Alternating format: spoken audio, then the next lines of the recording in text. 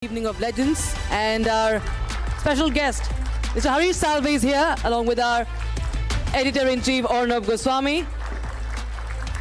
The conversation we've been waiting for, and I thank Legends, presented by Radico, Spirit of Excellence, co-powered by Reliance Digital, Personalizing Technologies, Ravin Group, Jodi Zindagi Kitab, Education Partner, Parul, University, Vadodara, Gujarat, and viewers.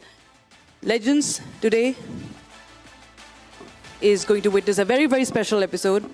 It's more than just a series, it's a tribute to greatness, a platform that honors extraordinary individuals and their journeys, how they've redefined their own field and inspired generations. And over the past editions, this very stage has celebrated the icons, the legends, from Leander Pace to Ustad Amjad Ali Khan and Uday Kotak ji to Asha Bhosle ji, and most recently, Hari Haran.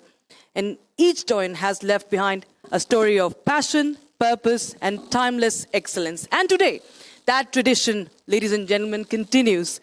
Before we begin this celebration of an extraordinary legal mind, let's take a moment to honor the vision and the network that makes legends possible. A stage for the timeless voices and their unforgettable journeys.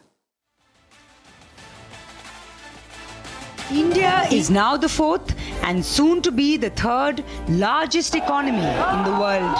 When I first visited the US as a Prime Minister, India was the 10th largest economy in the world. Today, India is the 5th largest economy. India will be the 3rd largest economy soon.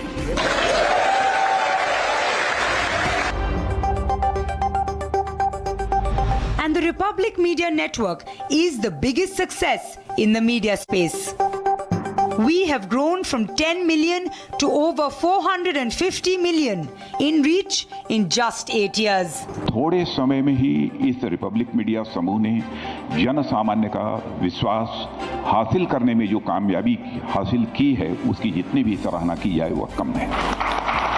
Republic Bharat media, Arnav जी, पूरी team, आप सबको बधाई देना चाहता हूँ। आप लोगों ने, आपकी मीडिया ग्रुप ने एक साख बनाई है, एक आपने विश्वसनीयता बनाई है। It's my joy, Arnab, you are bringing the much needed inspiration and information to people. And in such short time, Republic TV has done wonderfully well. In 2016, Arnab Goswami quit Times Now. The resignation of India's most watched newsman made headlines in India and across the world.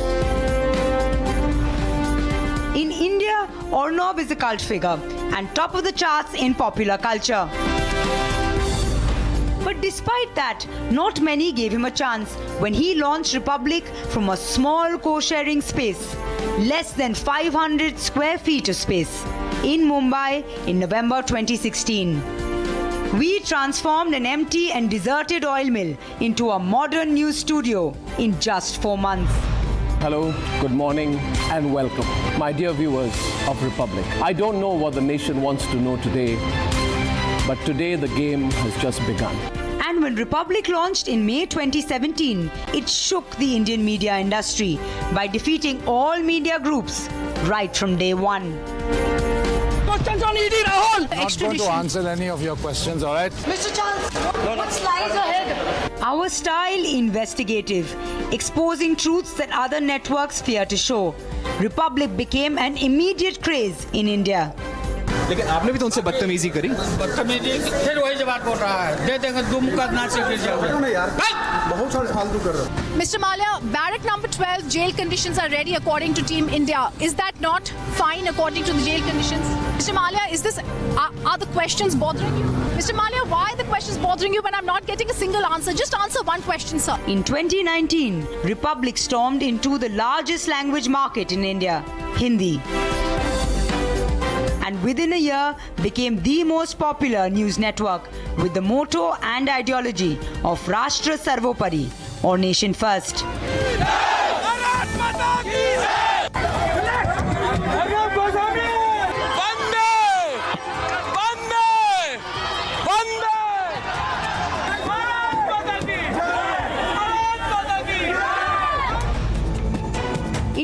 2021, from Kolkata, we launched a Bengali news channel.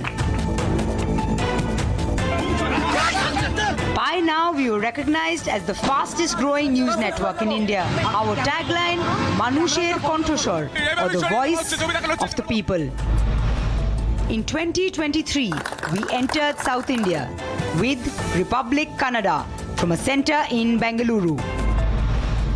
And the same year, we started the construction on our new headquarters in the National Capital Region, now the largest news complex in the country.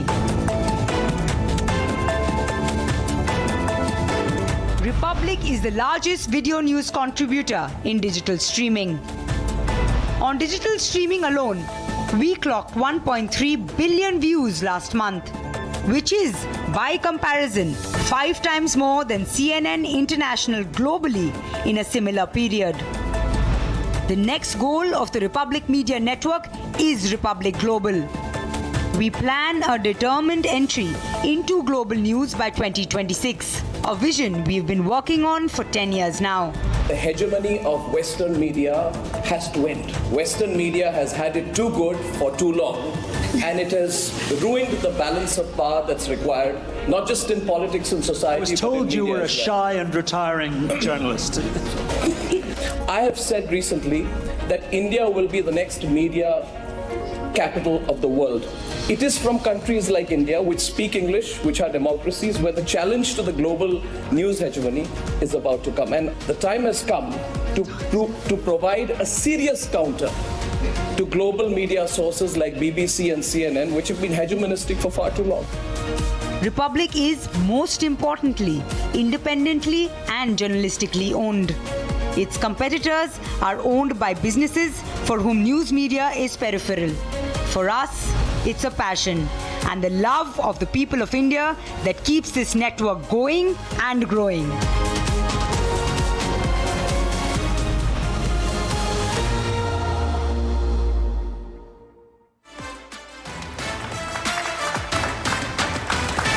And I take this opportunity to welcome the legend, Mr. Harish Salve. As few figures have stood as tall, as unyielding as Mr. Salve, a man whose life has been a testament to intellect, integrity, and the indomitable spirit of justice. He's a legal titan who remains the conscience keeper of India's legal tradition, a guardian of liberty, and a legend whose words till date shape the idea of justice.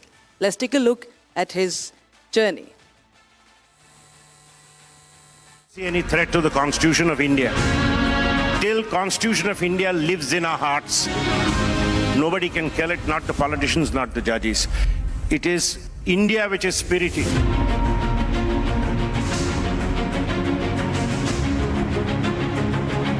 When one speaks of champions of justice in contemporary India, one name invariably rises above: Harish Salve. Nagpur is a good small town, at least when I grew up there. And my father was a chartered accountant, but we come from a family of lawyers. My uncles were lawyers. Born in 1955 in Maharashtra, from a family rooted in law and public service, Salve's path was shaped by intellect and idealism. While doing chartered accountancy, I realized accountancy is very boring, and I enjoyed taxation thoroughly. And I sort of drifted towards tax, and then I realized if I have to do taxation, might as well do it as a lawyer.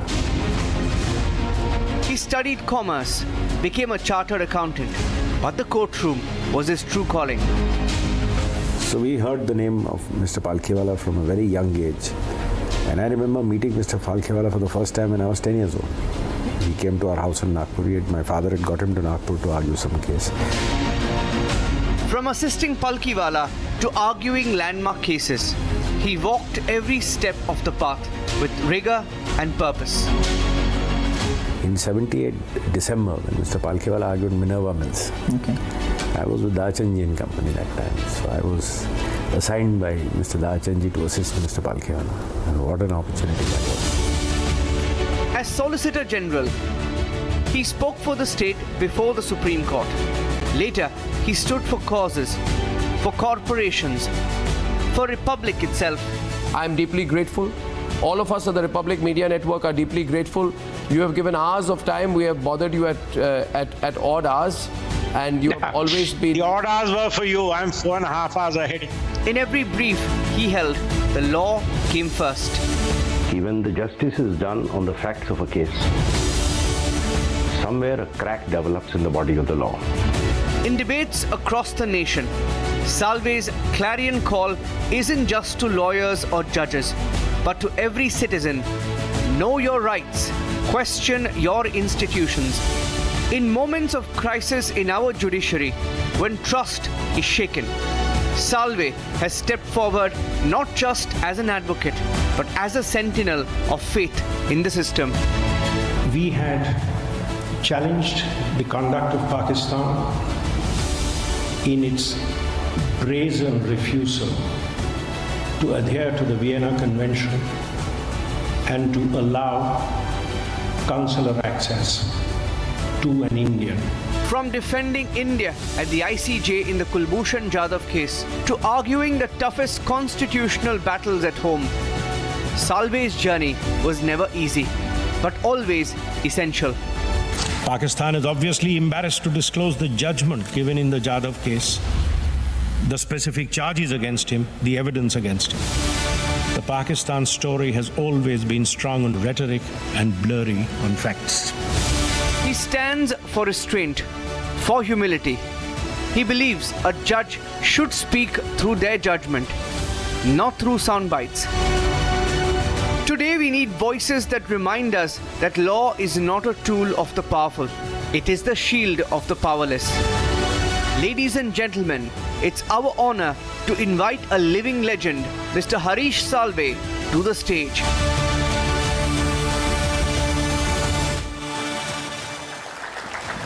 Thank you so much for the big round of applause. And I request now Executive Editor Rhythm Anand Bharadwaj to please take over the stage and welcome our esteemed guest.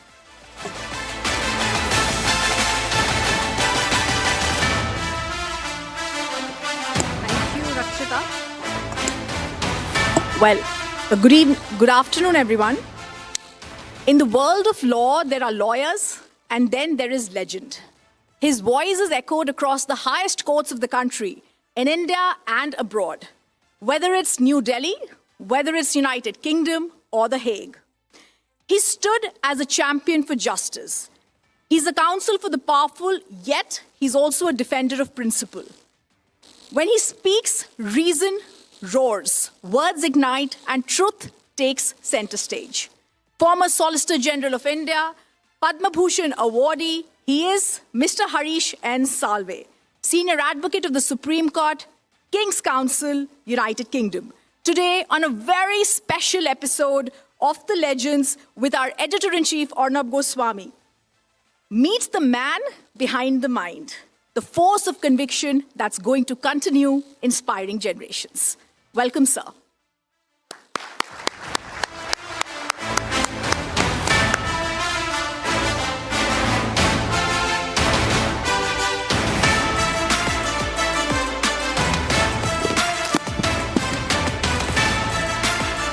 Can we start with a nice round of applause for Mr. Salve for the time that he is giving us on this Saturday afternoon, for the effort that he has taken, and every minute of Mr. Salve's time goes between multi-$100 billion arbitrations and flying between London and Delhi and the south of France, I'm told nowadays.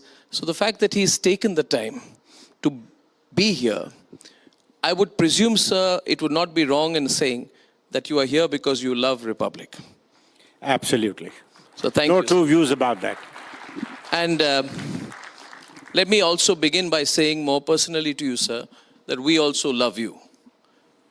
As a network, everything today when he entered the campus, my mind went back, sir, to January 2021, 2 months after I was arrested. And I had a small anecdote to share, which I may share with everyone. I was being interrogated on the morning of 11th of November. I would be taken to interrogation to the jailer's room, where they would start at 7 in the morning. But that afternoon was different. My dear friend Saket Shukla, managing partner of Phoenix Legal, is here. He remembers that morning. There was a long line, sir, that day. I called Saket. There was a long line of prisoners waiting to make a phone call. So I called Saket. I didn't know what to say to him because he was the only number I had out there. And I said, just try and get me out. He said, don't worry, Mr. Salve will be in top form today. And he was always trying to encourage me. As the interrogation proceeded,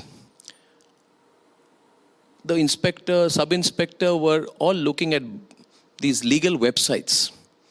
And there was this Harish Salve versus Kapil Sibal thing going on. And every time Mr. Salve would be hard on the case, they would be soft on me.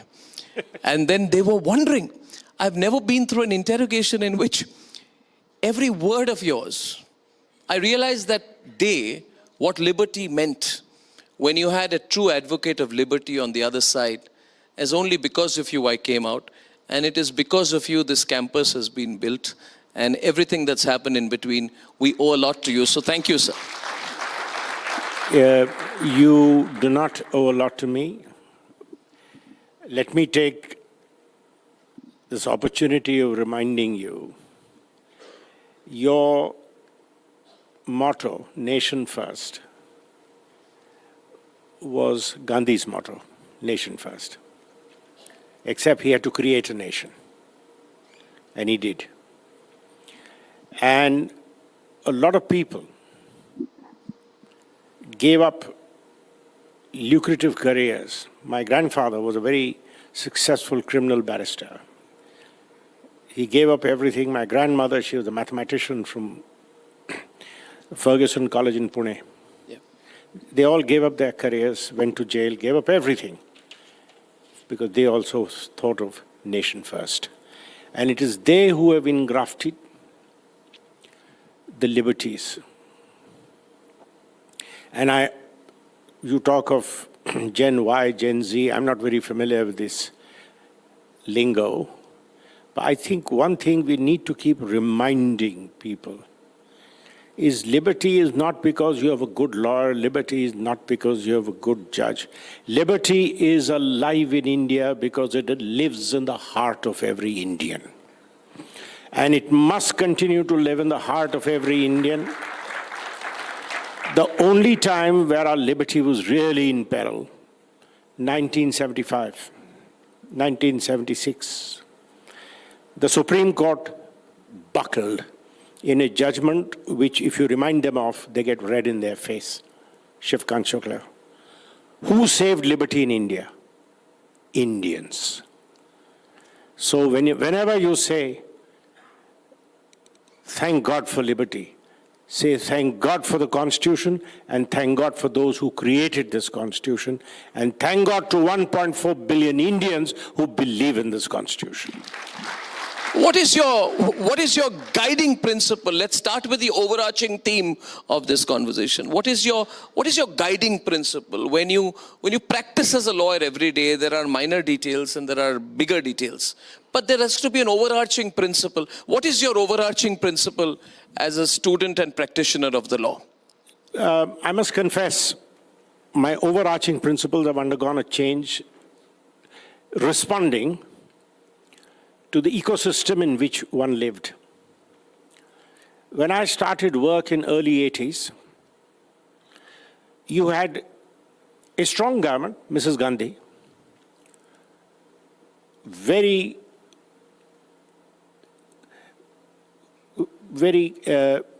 in one sense, opinionated, highly into the socialist paradigm, scant respect for individual liberties. And I don't know whether your generation even knows the first attempt to create the press bill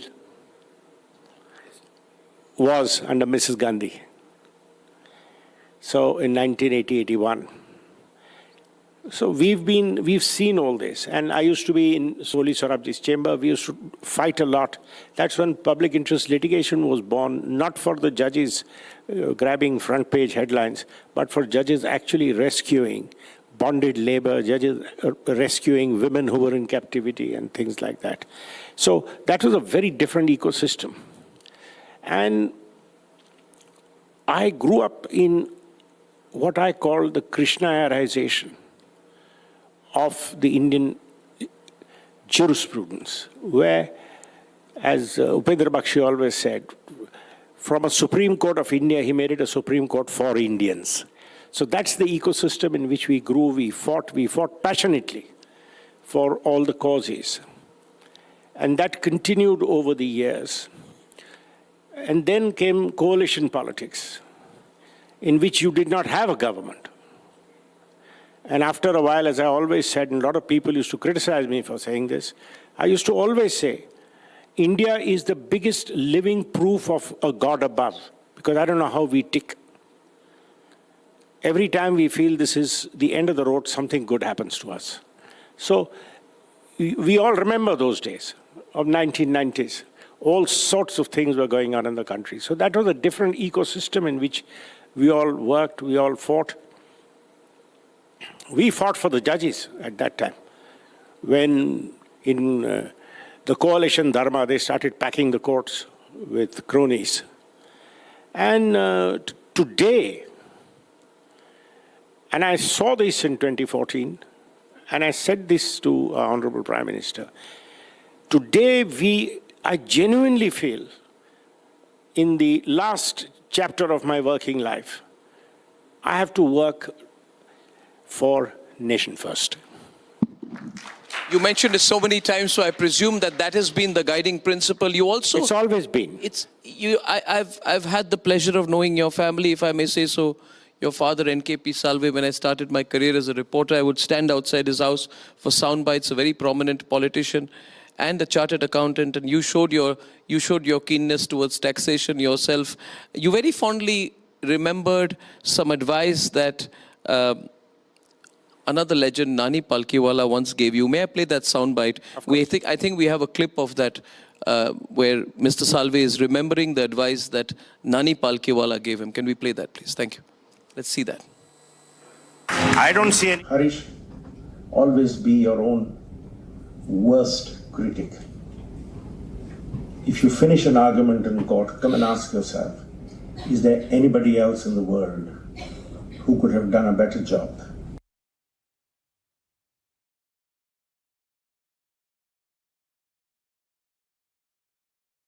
He told me, Harish, always be your own worst critic.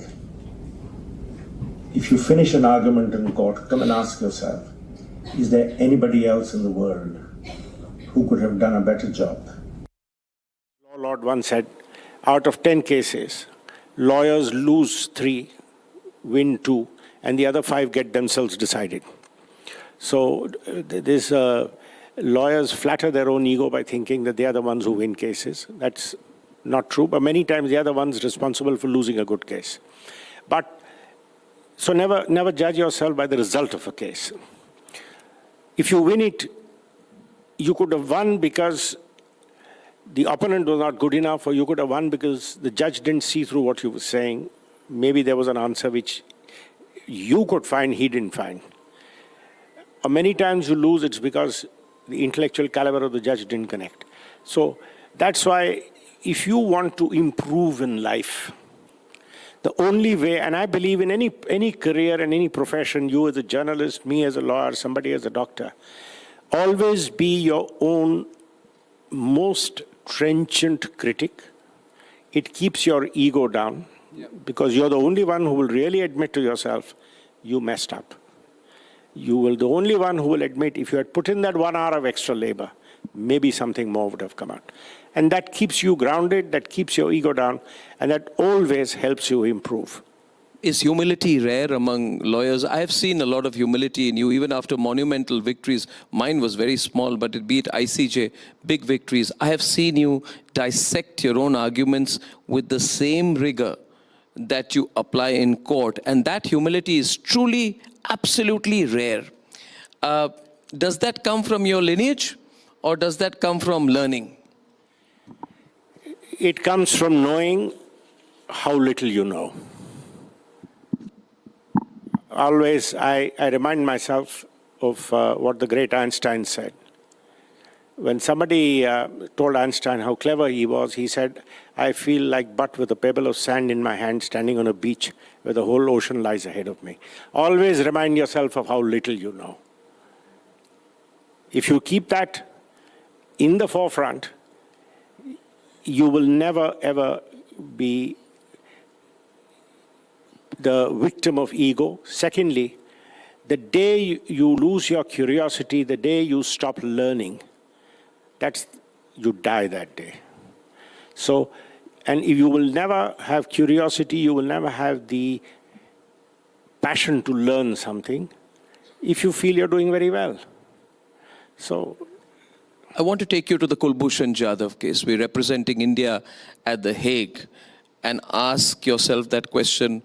You know, did you ask yourself that same question when you came back from that argument?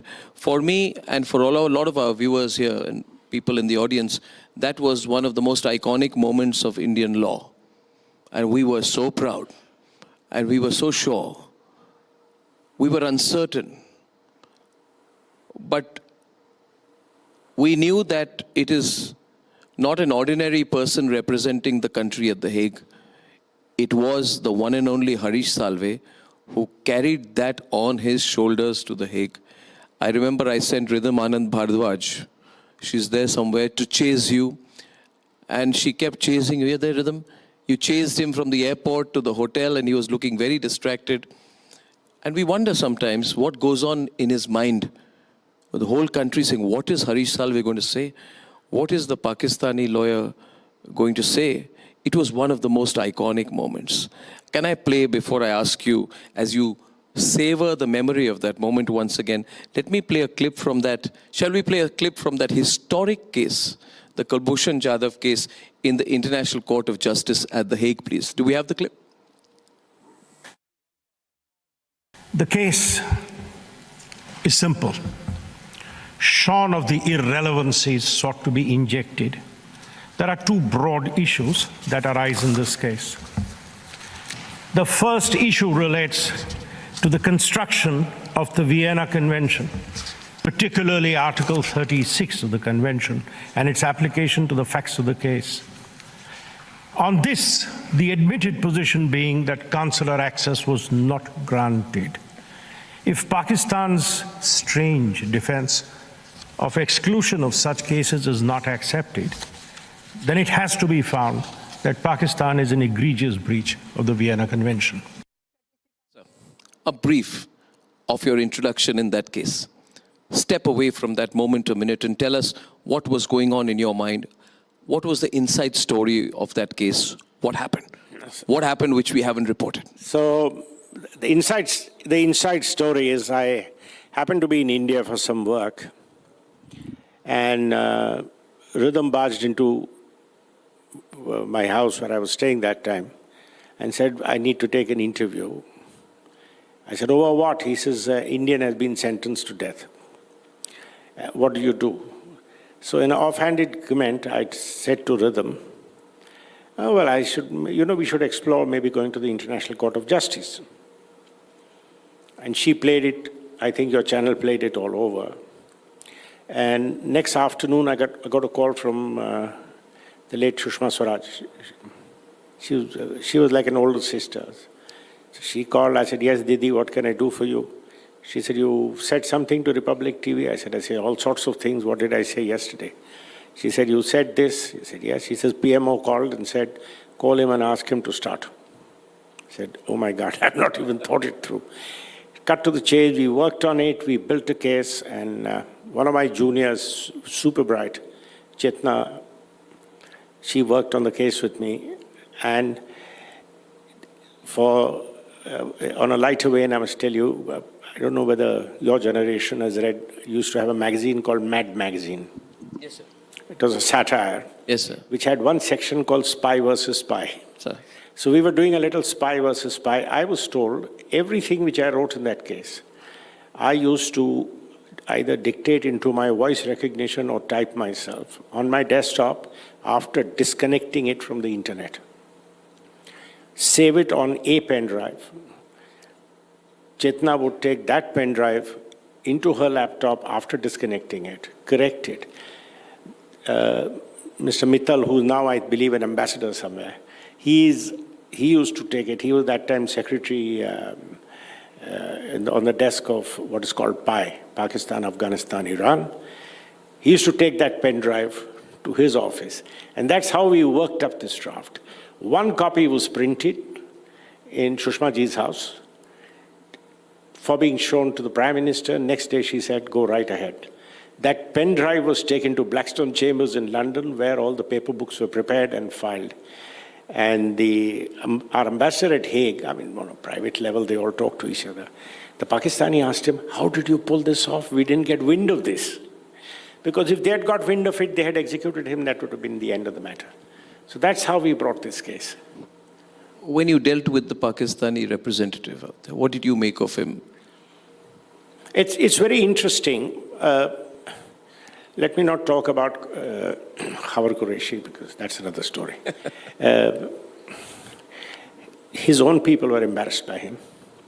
But we had an awkward moment because there is a tradition in the ICJ, especially when you have a full hearing. So when we were there for the 5-day hearing, on day 3, the president invites everybody for a cup of coffee inside. So I had finished my submissions. I was in my court uniform. The other side were in informal clothes. They changed. They all came inside. And I was very worried about how things would look if this came out on the media, because if you remember, Pulwama had just happened.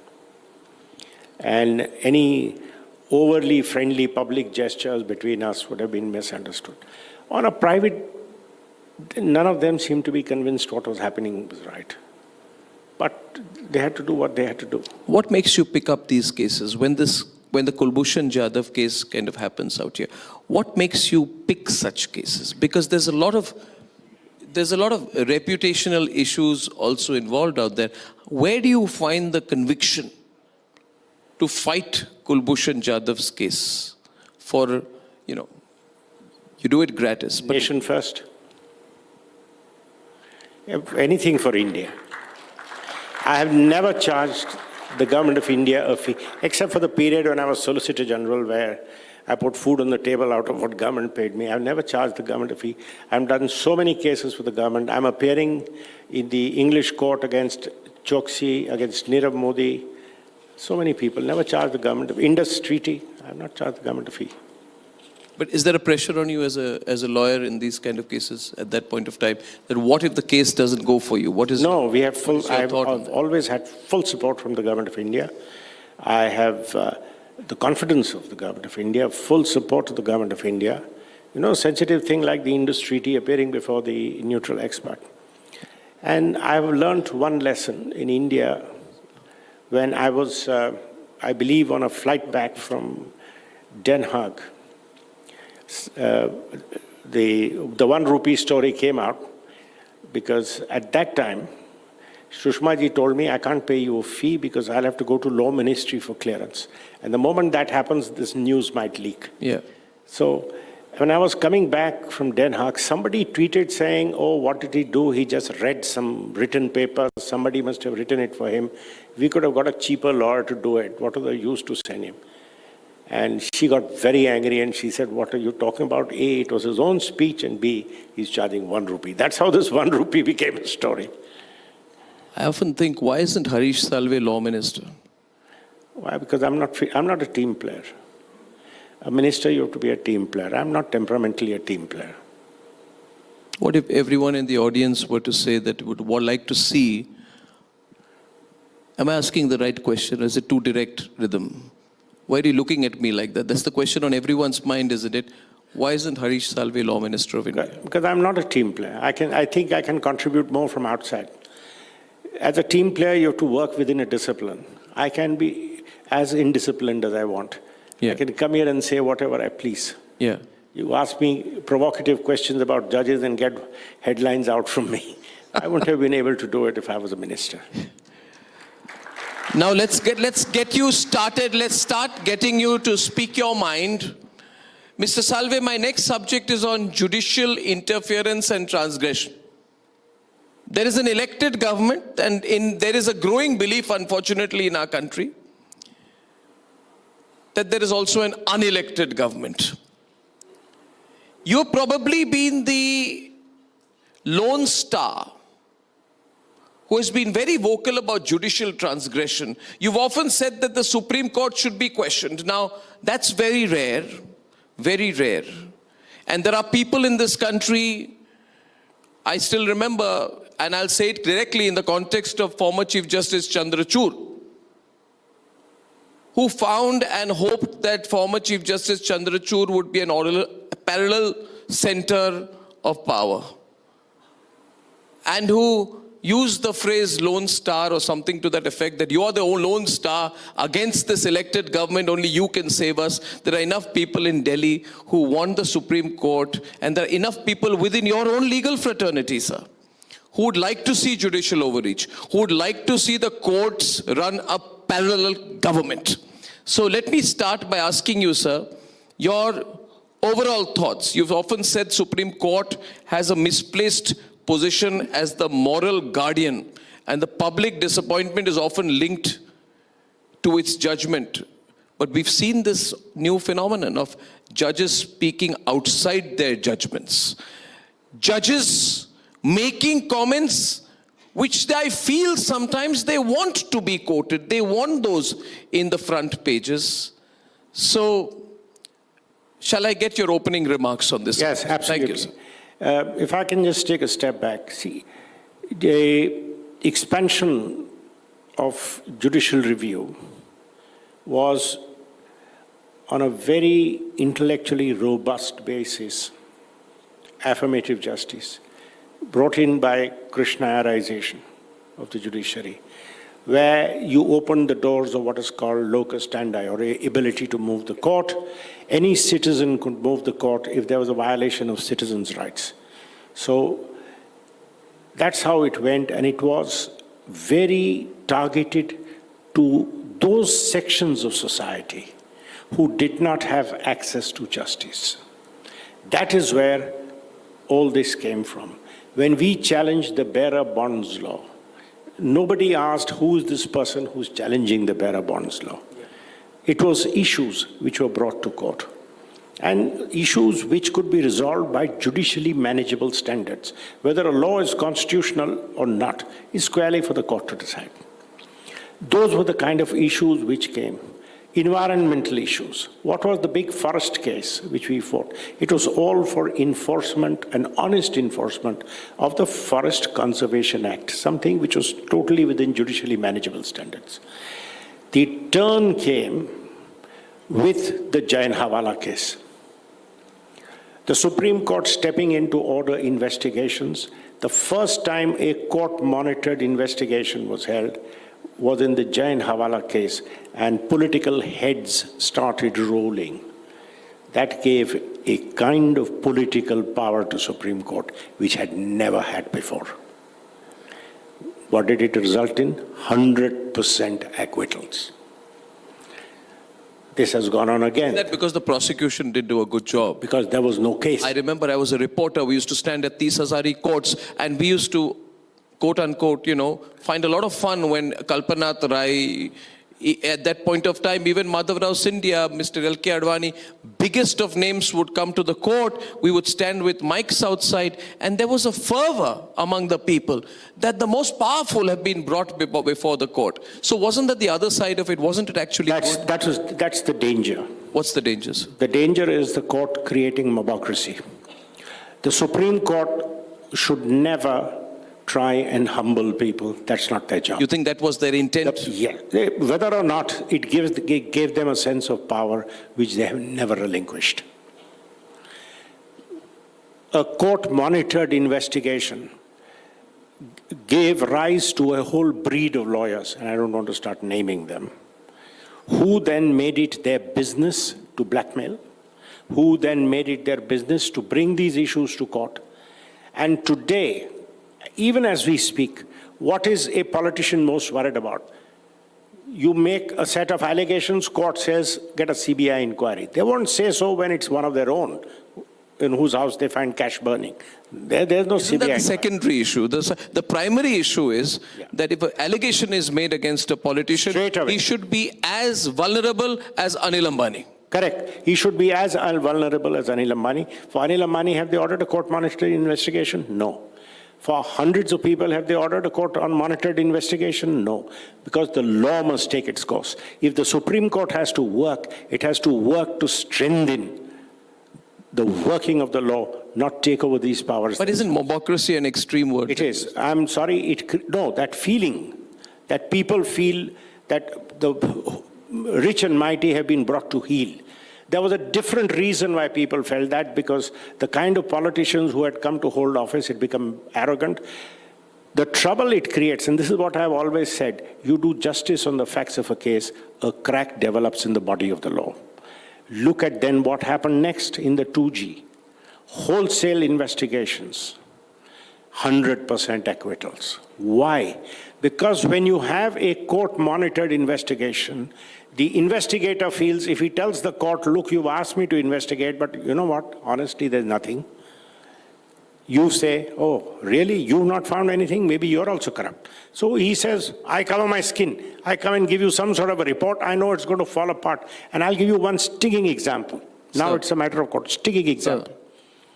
The case against Sunil Mittal. Correct? Against? Sunil Mittal and Pramod Mahajan. The allegation was for the second tranche. Pramod Mahajan had given the second tranche without charging an increase in the AGR. The record showed he had only said when the second tranche is to be given, a committee should be constituted. That's all that he said. Yeah. They went to Arun Shourie, and Arun Shourie's credentials nobody has ever doubted, and asked him, were you influenced by the fact that your predecessor had said? He said, nothing of the sort. I examined it on merits, and I thought this should be done. I have done it. He was not charged. They suppressed his witness statement. And they brought a charge against Sunil Mittal. How? They suppressed it. Finally, it got exposed in the court. That's why Sunil Mittal was let off even by the Supreme Court. So these kind of things happen in the investigation because you have to come up and say, so-and-so has done something wrong. Why? Because the Supreme Court has ordered you to do it. You will see this pattern in every court-ordered investigation, except for a few cases of coal, and I don't want to comment because they're all pending in appeal. In the entire 2G, 100% acquittals, in the entire Jain Hawala, 100% acquittals. As lawyers, we knew this is going to happen. But in the process, today, if a judge, today, what is the politician most scared of? Your political career is under a cloud if an investigation is ordered. Who cares if after 3 years nothing is found? So this has upset the balance of power. And this has created a problem. And we need to address this problem. The justice delivery system must work. The court, I can understand if it tightens up the way you appoint public prosecutors, the way you appoint independent judiciary. We were working on it. I was appearing in a PIL for reform in the police. We forget all that and you go case by case. Yeah. Shall we speak freely? Yes, of course. Totally freely. Absolutely. Bindas, sir, today. Absolutely. Mumbai style bindas. I was in a bookshop, it was Crossword in Mumbai, and I remember the case, we'd fought many cases of corruption in this country, and I always say that when we fought corruption, we fought corruption. There was no BJP, there was no Aam Aadmi Party. Sorry for BJP supporters. The reality is this, that there was no BJP, there was no Aam Aadmi Party, we fought the cases, 6 or 7 scams, 2010, 2011. And then there was a case filed against me, some frivolous case, sir. I won't go into details because then they'll reopen the case against me. But yeah, they do that, sir. But I got a call from a politician, then in the ruling party, who said, you back off and we'll pull back this and that case against you. If you don't pull back that case against you, anyway, your employers will sack you. This is reality. So I'm not naming the people. What I'm saying is, if we all want to be naive and think there is no link between the judiciary, ex-judiciary, politicians, ex-politicians, ruling party, oppositions, it's nonsense. It's all a system of nepotism. It's operating right before our eyes. It's a system, isn't it, sir? And there are enough people in the legal fraternity who do not argue or win or lose cases on the basis of their intellect, but on other considerations. Well, if you're saying that, and that's the public perception of the court, you must remember the Supreme Court commands neither the sword nor the purse. Neither the sword nor the purse. It has no armies, it has no treasury. The Supreme Court has only one source of its strength: public opinion. Is that so? The only source. Are the courts in this country comfortable with public opinion? Today, that is what worries me the most.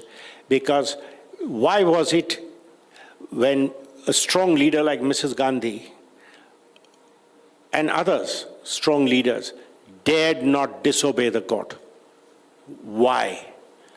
The maximum the court could do is tell the police saying, go arrest so-and-so for contempt of court. Are the courts comfortable with public opinion? I don't think the courts are comfortable with public opinion. As an editor myself, I can tell you, sir, this is my view, and maybe their lordships will be very angry with me for saying this. The courts were not comfortable with the public opinion my journalism generated, because they felt the courts should be the custodians and the directional founders of public opinion, not journalists or the media. You and I are saying the same thing. We're saying the same thing. Let me explain to you why. The foundation, why is it that a politician dare not disobey the court? Why? Because they are afraid the people of India will rise. People of India feel these are our courts, this is our constitution, this is how the system should work. Or anywhere in the world, the court's only source of power of a court, we know this as a principle of jurisprudence, is the public faith in the judiciary. The vocabulary you are using today for a court shows that this has somewhere been dented. No, my vocabulary is respectful, so don't get me into trouble with the court. This vocabulary is perfectly justified. I don't believe in using soft words where neither do I. Not be used. Sir. What I mean is, what you are saying is something, you're not the only one who's saying this. I felt there was a disconnect and I felt there was a pressure. Can I give you an anecdotal example? There is an aspect of Harish Salve in every part of my life. And I started as a reporter in 1996. In 1999, I started covering the court. Around 99, I started coming to your chamber. And I remember every time, when I got off my first show on TV, 2003, my first or second interview was with you. I used to do a show on NDTV called Newsnight. You had time for me. And then I take you back. 2012, sir. At that time, there was a big case filed against me, some silly production mistake. It was not even a big thing. It was some graphics or picture gone wrong. A judge filed a case against me for 100 crores. And I was roaming around in Delhi, and I was roaming around looking for lawyers to represent me because I'm pretty much on my own. And Mr. Harish Salve and then Mr. Gopal Subramaniam agreed to represent me, maybe out of pity, support, or sympathy, I don't know what, without a fee. And I happened to call somebody that day. I don't know if it was Rhythm. I said, they said, have you managed something? I said, yeah, I managed something because my Times of India lawyers wouldn't be good enough. I would want Harish Salve and Gopal Subramaniam. Call them. I said, I've managed. What have you managed? I said, I managed to get Harish Salve and Gopal Subramaniam for me. He said, wow, you're so powerful. I said, I don't know. These are my old friends. You are my old friend. You appeared for me. I remember the day I walked up the Supreme Court, sir. I won't name another of your friends. I won't name the lawyer. I have got so much gossip inside me. Took me aside and said, oh, welcome. The nation has come to the court. And there was sarcasm at the same time. And I have never been back to the Supreme Court, but as a lawyer, we entered court number 11 or 12. I was sitting at the back. Mr. Salve, you stood up. Gopal Subramaniam stood up. And the case was settled, dismissed with the decision taken without much of a hearing in a minute. And there was something like, okay, pay 20 crores, collateral, do this, do that, out. For a person like me, I said, I go back to my employees saying 20 crores collateral, I'm going to be without a job. But what I'm saying is, sir, it was dismissed in 30, 60 seconds. There was not much of a hearing. Too much power, too much centralization, too much subjectivity Can these questions be asked, or will Small we be arrested detail. for asking these questions? Who was the person who had sued you? The person who sued me was a judge. The person who sued me was a retired Supreme Court judge. You know, I'll tell you, I have seen Supreme Court now for almost 45 years, 50 years. Justice, we had judges like Venkatachalaya, and there was a case, it was an income tax case of a law firm where they had succeeded in the High Court, some petty tax dispute. They succeeded in the High Court. The government had come to the tax department, had brought it to the Supreme Court. And Venkatachalaya was pretty dismissive. He was quite a pro-citizen judge. Till somebody said, this is the law firm. He immediately sat up and said, no, Mr. Salve, one of our own. We have to hear this case very carefully. I don't want the government to go back with a feeling because it's a law firm. We have given short shift to the government. He heard, normally he would have dismissed that government's case in 2 minutes. He heard this for 2 hours, gave them all the chances to say what they want, heard me fully, and gave a reasoned order. He said, I don't want anybody going out of this court to say, judges, lawyers, gang up and help each other. Is that the same thinking today? What happens when one of our own has cash burning in their house? What happens when Republic TV at 12:40 in the morning runs visuals and all the rest of the media, the corporate media, are so scared to put it out? They're happy that Republic has put it out because then they can say the others have also put it out. I hope I have the visuals. I don't have the visuals. What happens when one of our own, a Delhi High Court judge, has allegedly 20, 30, 40, 50 crores of cash stacked up in an antechamber?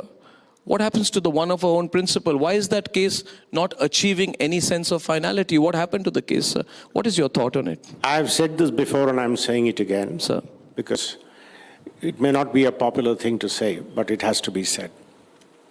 You spoke a minute ago about Kalpanath Rai and Kamal Nath and so being humbled on a diary entry, correct? Which later on the Supreme Court said diary entry is hearsay, inadmissible. They were all humbled, they all lost their jobs. If you remember, they all had to resign. Right. Including the then leader of the opposition, Advani ji said, I will not come back till I'm cleared. I remember that, sir. When you see cash burning in a person's house who's paid a salary by the government of India. Yes. What do? You call the police, you call the CBI, right? What is the reason why they say you cannot prosecute a judge without checking with the Chief Justice, without his consent, to make sure that it is not a false complaint by a disgruntled litigant? Yeah. If you have cash burning, if it was cash burning in a minister's house, what would you have done? You would have called the CBI, right? Yeah. And all the channels would have been saying, 48 hours, why has he not been arrested? Right? All of you would have been said the same for paying the for judge blood. too. We are today almost a year away from the incident, or 6 months, 8 months from the incident. 8 months, yes, sir. Are we any of us satisfied with what has happened? No. What is this talk of saying he must resign and go away? If you caught minister with cash burning, would you say let him resign and go away? So why these double standards? I'm asking you, so why was the judge allowed to go to the Allahabad High Court, and why was the focus on getting him an honorable exit? I have said this before, and I'm saying this again. Chief Justice Sanjeev Khanna, I know him very well. I knew him as a lawyer. I knew him as a judge. Very fine person. His personal integrity is beyond question. Sir, I think he made a mistake.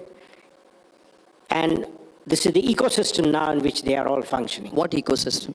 The judicial ecosystem, where they struck down the National Judicial Appointments Commission, that ecosystem. That he should have just said, I have seen this complaint. It doesn't appear to be a frivolous or a motivated complaint. CBI, please investigate, keep me in the loop. It should have been the end of the matter. Why an in-house committee? Today, if you catch... Because you don't want to act. Today, if you catch a minister in a government and the chief minister says, I'm setting up an in-house committee, you people will laugh all the way, saying, oh what a lovely whitewash. Will you ever believe a committee which says he's innocent? No, because the committee lacks credibility. What if those 4 judges had said, yeah, we saw cash burning, but there was nothing wrong? Yeah. What would have happened to the image of the judiciary? Would anybody in the public have been convinced? So I'm not understanding. One person? No. On the duality of it, on the one side, brother judge feeling, hold the attention back, the whole country, everybody, I opened the phone lines that day. I remember I opened the phone lines that day, Agarwalji, and we asked people, and there was so much anger in this country against the judiciary.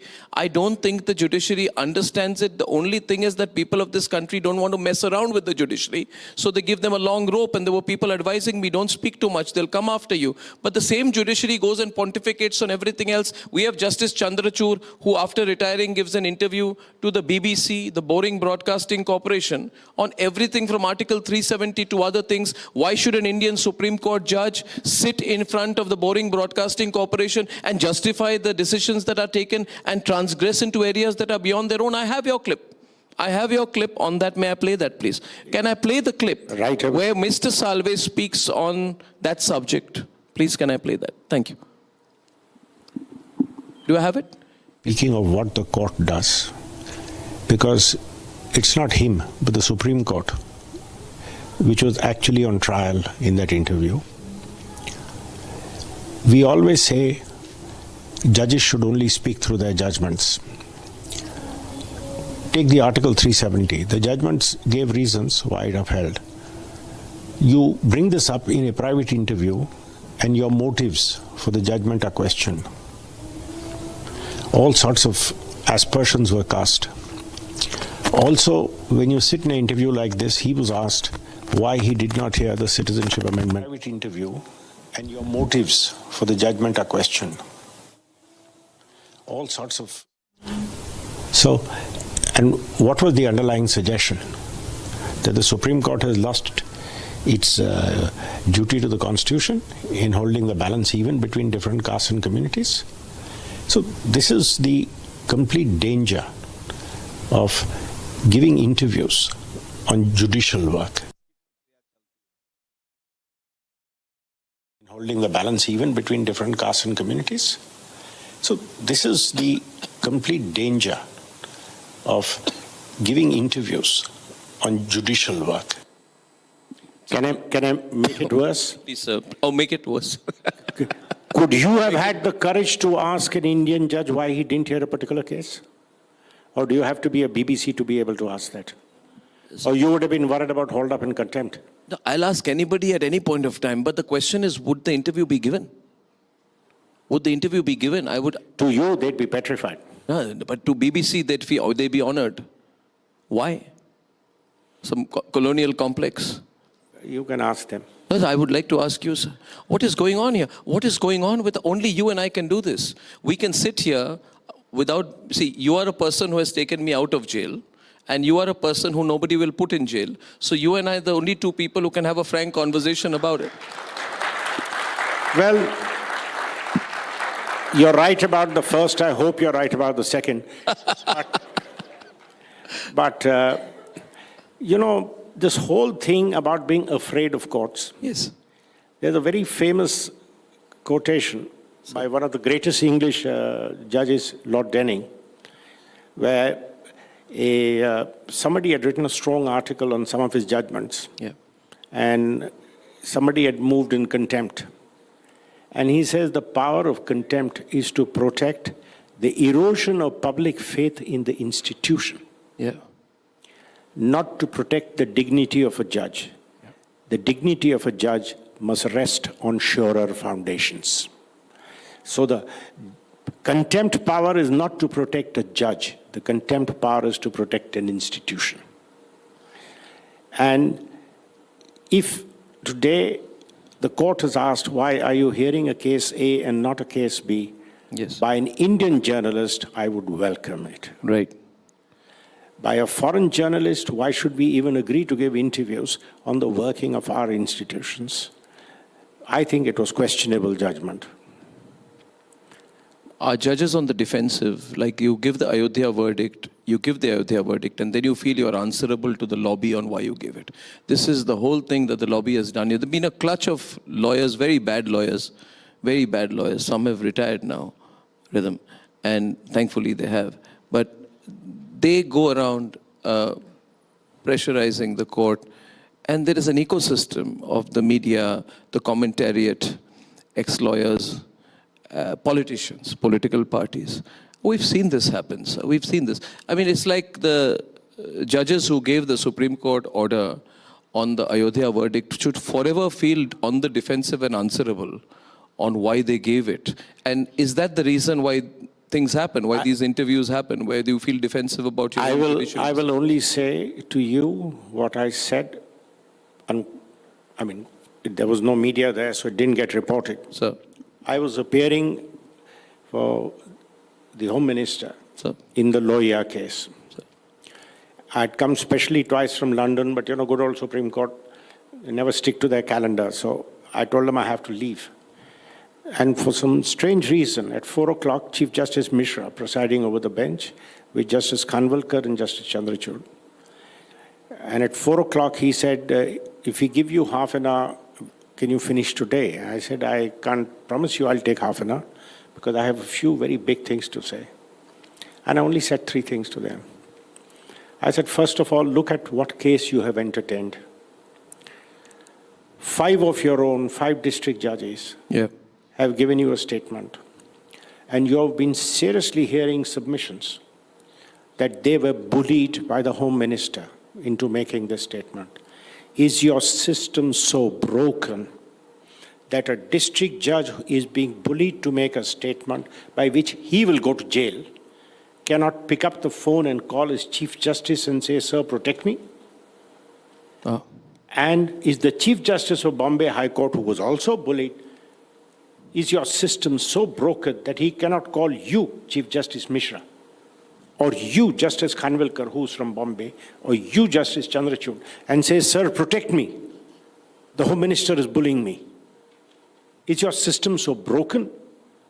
And if it is broken, then what are we all doing here? That's the first thing I said. The second thing I told them is, you are encouraging a vocabulary which has no place in this court. Do not allow court proceedings to be reduced to this kind of demagoguery.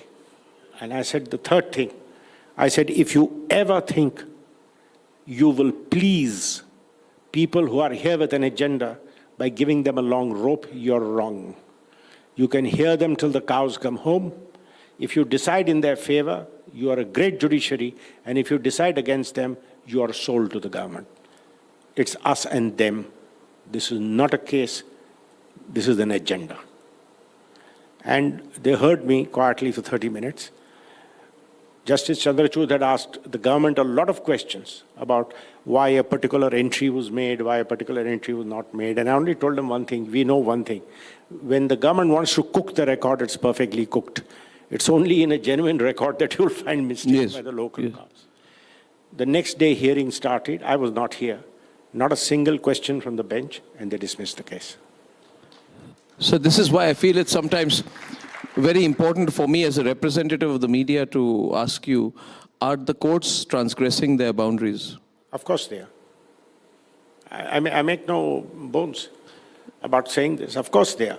There was a joke one time in London. I had a professional consultation with Lloyd's, the big insurance company. And I told them, maybe you should consider a new line of business in India. It's called PIL insurance. PIL? Whenever somebody launches a project, you can start an insurance against public interest litigation, some on ground of you're violating tribal rights, you're violating this right, you're violating that right, you've taken away somebody's land. You start a PIL. Recently, there was a disturbing attempt to harm the CGI physically in the court. It happened, an act that the nation has rightly condemned. We at Republic has also condemned it. And we unequivocally condemn it even today. But do you think some of the remarks of the Chief Justice of India on Lord Vishnu could have been avoided? I mean, when the Chief Justice of India makes such a remark, why does he make such a remark? He's the Chief Justice of India. Should he have avoided those remarks? So what's this tendency that's coming up? See, judges must now come to a reality. Speaking for myself, I do not, maybe I'm old school, I do not like this idea of live streaming of hearing in courts and these youngsters, your law chakra and law bench and God knows what all. latching on to every word that the judge or lawyer says. And I always tell Rhythm, I said, what is this? You guys use phrases like, court ne phatkar lagai. The judge has asked a question, you guys are on it. But this is the new reality. What? This is the new You're blaming reality. the media for it. No. So they say things in the court. No. So today you are there and you are there to hear what they say. They should be very careful of what they say. I know I suffered this. Are they not been saying to be quoted? They've always been saying to be quoted. I remember when... You think Justice Gavai made that comment on Lord Vishnu accidentally? Let me tell you something. Accidentally? See, then loose talk becomes a habit. But by the Chief Justice? By a human being. This is what happens. You start with a bad habit of making strong statements and then picking up the newspaper next morning or checking as really Republic picked it up. Has that happened? Of course. With judges? Of course. They want publicity? Of course. Ask some of your colleagues. Give me the inside story on it. You ask some of your colleagues. Give me the inside. I don't know. My colleagues are sitting there smiling. Ask some of your colleagues who write articles on Supreme Court. How many of them have been called and said, are you going to cover this? Oh, ask them. Of course. Oh, okay. Really? Of course they do. What else happens? Not everybody, but some people do. What else happens? I don't know. I'm not there for the last 10 years. It happens. You know it. Oh, God. Ask Rhythm. How many of my colleagues and how many of judges call her and why did you say this or why did you not say this? So, of course, we all know. So, really? you know, then what happens is you get into a habit of loose commentary. Okay. And then sometimes these kind of comments come out. Yeah. They should learn from you and me how restrained we are, how held back we are. I can afford to be irresponsible. They can't. That's why I don't like being a minister, don't like being a judge. You would be a wonderful minister. No, I won't be. I'll be irresponsible in what I say. We'll interview you every morning. Yes. I will bring my government down within 48 hours. You know they're afraid of you in the court. They're afraid of you in the court. They're afraid of you. Every time you take the flight back, and I know you have many private jets flying you back. Oh, never. Every time your private jet comes back, there are many lawyers and judges who are watching. Oh, he's landed. When will he go back? It's true. I'm so happy you made me the owner of Lufthansa. Why is everything dragged to court nowadays? Everything. It's like we don't have a government. And the court doesn't say no. The court welcomes it.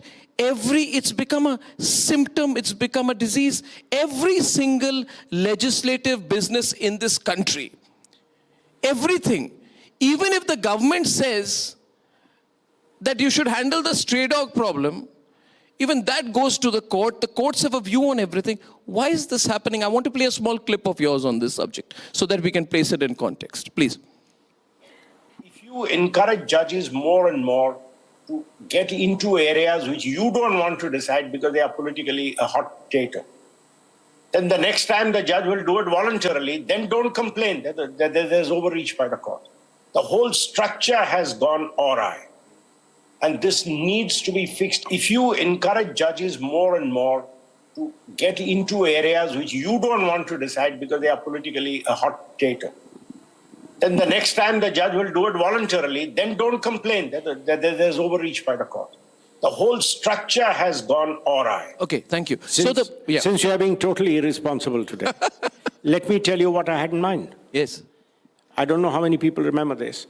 When the big Kar Seva happened, when the Ayodhya movement happened, 1992. And parallel, the hearing was going on in the Supreme Court on a day-to-day basis. Justice Venkatachalaya and Justice G.N. Ray. And the then Attorney General, Milan Banerjee, he went and told Chief Justice, Justice Venkatachalaya, as he then was, Justice Venkatachalaya said, what arrangements have you as a government made to protect the structure? And he says, my lord, the forces, paramilitary forces, police, everybody is standing there waiting for your order. And Venkatachalaya looked at him and said, forces are ordered by their generals, not by judges. Why? Because they did not want the government to take a position in the matter. They wanted the Supreme Court to say open fire. They didn't want to do it themselves. Now, you do it once to a judge. You do it twice to a judge. In every controversial case, you say, let the court decide. So we don't have to take a position. The judges then get heady. No, but your argument in that clip was that the politicians invite the judiciary into the contentious position. They shouldn't complain over overreach later. You know, day before yesterday, there was a Corps Commanders Conference. About 1 week back, last weekend, we had an event called Forces First, where the Chief of Army Staff, yeah, I saw wonderful General Ghai, all the top generals were there. I sometimes think a day will come when the Supreme Court will tell the Corps Commanders where to put the artillery, where to put the infantry, where to move the guns, how to fly the jets. I can't laugh on you because this sounds like wishful thinking to me. It just might happen. I worry that will also happen. There's nothing. It's happening. Sir, you yourself argued the Eknath Shinde case. By the way, I called you that day. Remember, sir, I said you were brilliant. You were absolutely brilliant for Eknath Shinde in the Supreme Court. When a speaker decides to do something in the assembly, the Supreme Court should not be knocked. And you were very clear. You told the Supreme Court it's none of your business. I mean, exactly like absolutely. that. But the thing is, let me tell you, it was as simple as this. There was one round of defections. The whole defection law needs a relook because speakers have proved without exception that they can't be trusted in taking decisions fairly. The one round of defections, second round of defections, ultimately, Uddhav Thackeray resigned. When Uddhav Thackeray resigned, the governor said, I have to form a government. So he formed a government. Repeatedly, Supreme Court says, majorities of government are not proved in the office of the governor, they are proved on the floor of the House. So he called a session of the Assembly for Shinde to establish his majority. And the Supreme Court was taking umbrage at that. So I only argued one thing. I said, why are you hearing a case? Repeatedly, we have been told as young lawyers onwards, the court doesn't decide infructuous cases. Can you set aside Uddhav Thackeray's resignation? No. So Uddhav's gone. Can you set aside Shinde's being sworn in and proving his majority? No. Why are you hearing this case and wasting time? And why were they you hearing could be doing other important work? Why were they hearing the case? And then ultimately what comes out is a judgment saying the governor should not have called a floor meeting. So you have 5 judgments which says he must call a floor meeting. You have 1 judgment which says he must not call a floor meeting. But why hear the case? Why get the headlines? When the government decides to purchase 4.5 generation modern combat fighter jets like Rafale, why is the Supreme Court to be read in on the acquisition? You just answered your question. No, I'm asking why so get why? The headlines? Huh? Why get the headlines? Isn't that the government's job? Of course, it's the government's job. But why should the government only get headlines? It's a government. I don't know. I've decided to go. I've decided to go footloose and fancy free today. So I'm going to keep asking you when a foreign mouthpiece, right, and deep state tool backed by vested interests like Hindenburg does a hit job, why does the Supreme Court come in?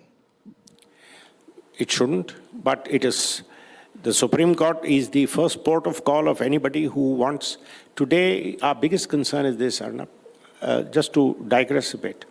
We had the Kautilya Conclave 3 weeks ago. A lot of economists from all over the world came. India is the shining star of the globe, of the world today, right, with our growth, which makes it the single most vulnerable target. And India needs $3 to $5 trillion of investment in the next 10 years, of which at least 500 to 600 billion has to come from overseas. What's the best way of spoiling the party? Show the people India has uncertainty. Now, unfortunately, the Modi government has shown a lot of certainty in its policy. They bring a policy, they abide by it. So who creates the uncertainty?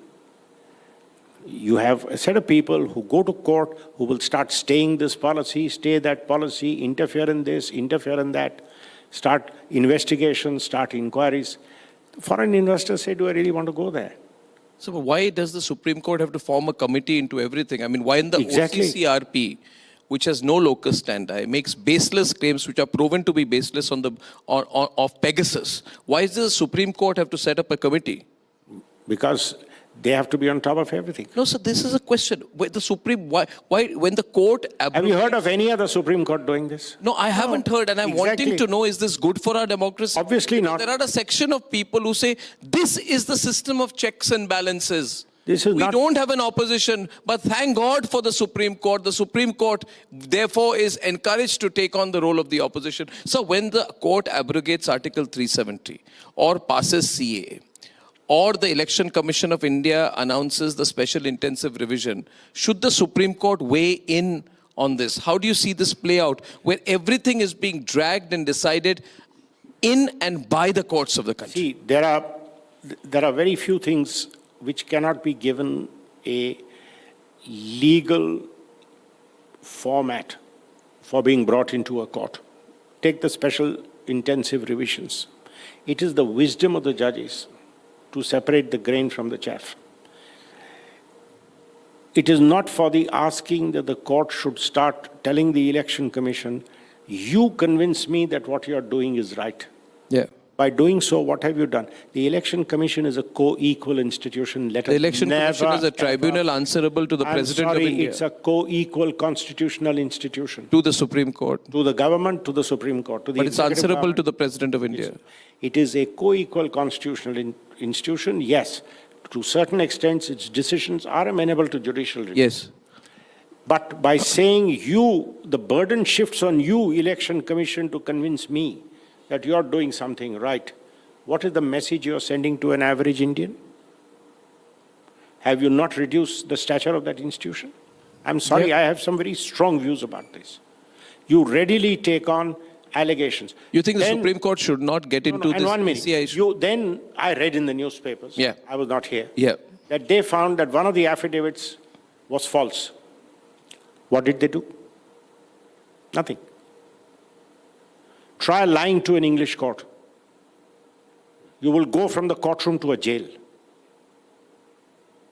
So today you file a false affidavit in the Supreme Court. And who's made accountable? Not the person who lies. You make a co-equal constitutional institution accountable. Why? Because you can. So I'm sorry, all this needs some soul searching by the judges. What are they doing? Let's not berate and reduce the stature of other institutions and portray yourself as the only saviors of democracy. You know, I remember a very, very powerful argument by the late Lal Narayan Sinha. He was pitched against Mr. Palkhivala, whose eloquence was phenomenal. I mean, Mr. Palkhivala was mesmerizing with his words. And he, of course, there was a lot of things he threw at the 42nd Amendment, which was, of course, obnoxious, about how Gokhale, the then law minister, had said the courts are a let and a hindrance, etc., etc. And I can never forget, as a young lawyer, what Lal Narayan Sinha told the Supreme Court. He said it is true that without this court, democracy cannot survive. But do not ever forget, without Parliament, this court cannot survive. The truth is, each institution has to do its own job. That is how democracy prospers. So do not ever get lulled into this belief that it is you and you alone because of whom. Last question on this point, that is this obsessive tendency of political players also to outsource tough and difficult decisions to the courts? It becomes easy. I'm a politician, I don't want to do something. I want to be seen to be instructed by the Supreme Court to do it, and therefore, or the High Court or whatever. So matters of society and the executive are being settled in courts, also believe, because politicians on both sides find that to be easy to do. They don't want to be unpopular, and yet they have to legislate. So is outsourcing of tough decisions happening by the executive itself? Let me just take a step back. See, with Mrs. Gandhi's time, you never had this problem. One may disagree with a lot of things she did, but you can never doubt she was a robust and a strong leader. She fought elections, she won elections, she lost elections. She led from the front. And she never hid behind anybody for her decisions. She took wrong decisions, she took responsibility. She took right decisions, she took credit. But it's this coalition politics which started hiding behind courts. Now the trouble is the courts have got used to be fed on a diet of the kind of politicians who outsource to them. You now have a government which says, I want to lead from the front. Yeah. And that's why you're seeing all this trouble. Has the judicial system failed the citizen? That's too strong. Can I expand on it? Yes, the please. Upar victims case has remained in limbo. A young man who killed 2 people in a Porsche in Pune walks away after writing a 300-word essay. And Justice Verma's committee continues to enjoy privileges funded by taxpayers. We've had absolutely no justice in the cash burning stash issue. Does this not lay bare the profound inequity in how justice is being dispensed in our countries? Each of the cases you put your finger on are good examples of where things are malfunctioning. Have the judges failed India? I don't think so. Are they on the right trajectory? I think some rethinking is required. Right from the way judges are selected, from the way judges are appointed, and from the way judges work. I think it's time they need to examine, they need to revisit what they are doing, they need to revisit how they are perceived. Who are they answerable to? The people. They are answerable to themselves. They are answerable to the real masters in a democracy is the political sovereign. And the political sovereign is the people of India. Every institution is answerable to the people of India. Nation first. So, but burning cash. The visuals of the burning cash must play so that it serves as a reminder of what is going wrong in our system. Yes. I'm sure your heart burns too when you see the burning cash. Do you have the visuals? We do not have them. Okay, we'll play them in later. But ladies and gentlemen, you all remember the burning cash visuals shown from different angles. And then we know that the Justice Verma report has been lying dormant for nearly 6 to 8 months since the 3-member panel submitted its findings. What is going on? So where is the sense of urgency and transparency? The courts are expecting urgency and transparency from every institution in this country. You have a wrong representation made by someone from the agencies, they'll be torn apart. Mr. Salve, the justice, this case has wide visibility in the public eye. It's an old adage playing itself out. If you once you take a wrong turn and you keep driving, you go off the cliff. They addressed this the wrong way. Instead of first day handing it over to the CBI to say, investigate, find out what's happened, they first set up, they try getting him to resign. He says no. Then they start some inquiry. It doesn't work. Then they have an in-house committee. They have a report. What can they do with the report? They don't have the power to sack him. So they then go back to the political system and say, now here we have a report. Will you please sack him? Sack him means what? And in the meanwhile, he continues to be paid by your and my taxes. So this whole thing is wrong. You've taken a wrong turn. You keep driving. But I'll ask you one thing. The same judiciary is demanding accountability from everyone. They have not acted 1 inch in the case of the Justice Verma burning cash case. There are instances and observations which show a contrast and a double standards. The Supreme Court implies that the President of India, no less, the President of India must act on its advice. Under Article 143, even hinting on a mandamus if she doesn't. But when it comes to matters of its own ranks, the same urgency and enforcement appears short. So I'm asking, this question in the context of events over the last 8 months, on the one side, no action on the Justice Verma case. On the other side, they are saying that the Rashtrapati should act under their instructions under 143. And what are we supposed to make of it, sir? Have they become a law unto themselves? Well, there is a lot in what you're saying.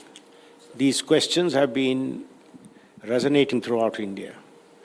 And I wish, I don't know whether they are or not, but I wish the judges take notice, because every institution must refresh itself. It's a fundamental rule. The political system works. You get elected to office, 5 years later you have to go back to the people. If they don't like you, they kick you out. So you refresh yourself.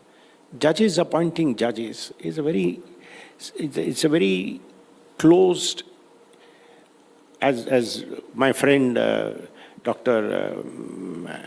Dhawan used to say, it's an incestuous system. It's a very closed system. It doesn't look nice. It doesn't feel nice. It was a Band-Aid on a problem. The Band-Aid can't become a cure and a permanent feature. Correct. So the institution is not refreshing itself. Then you're all within yourself. You're happy in your cloistered ivory towers. And around you, there are people who are raising questions. Take notice, correct your course.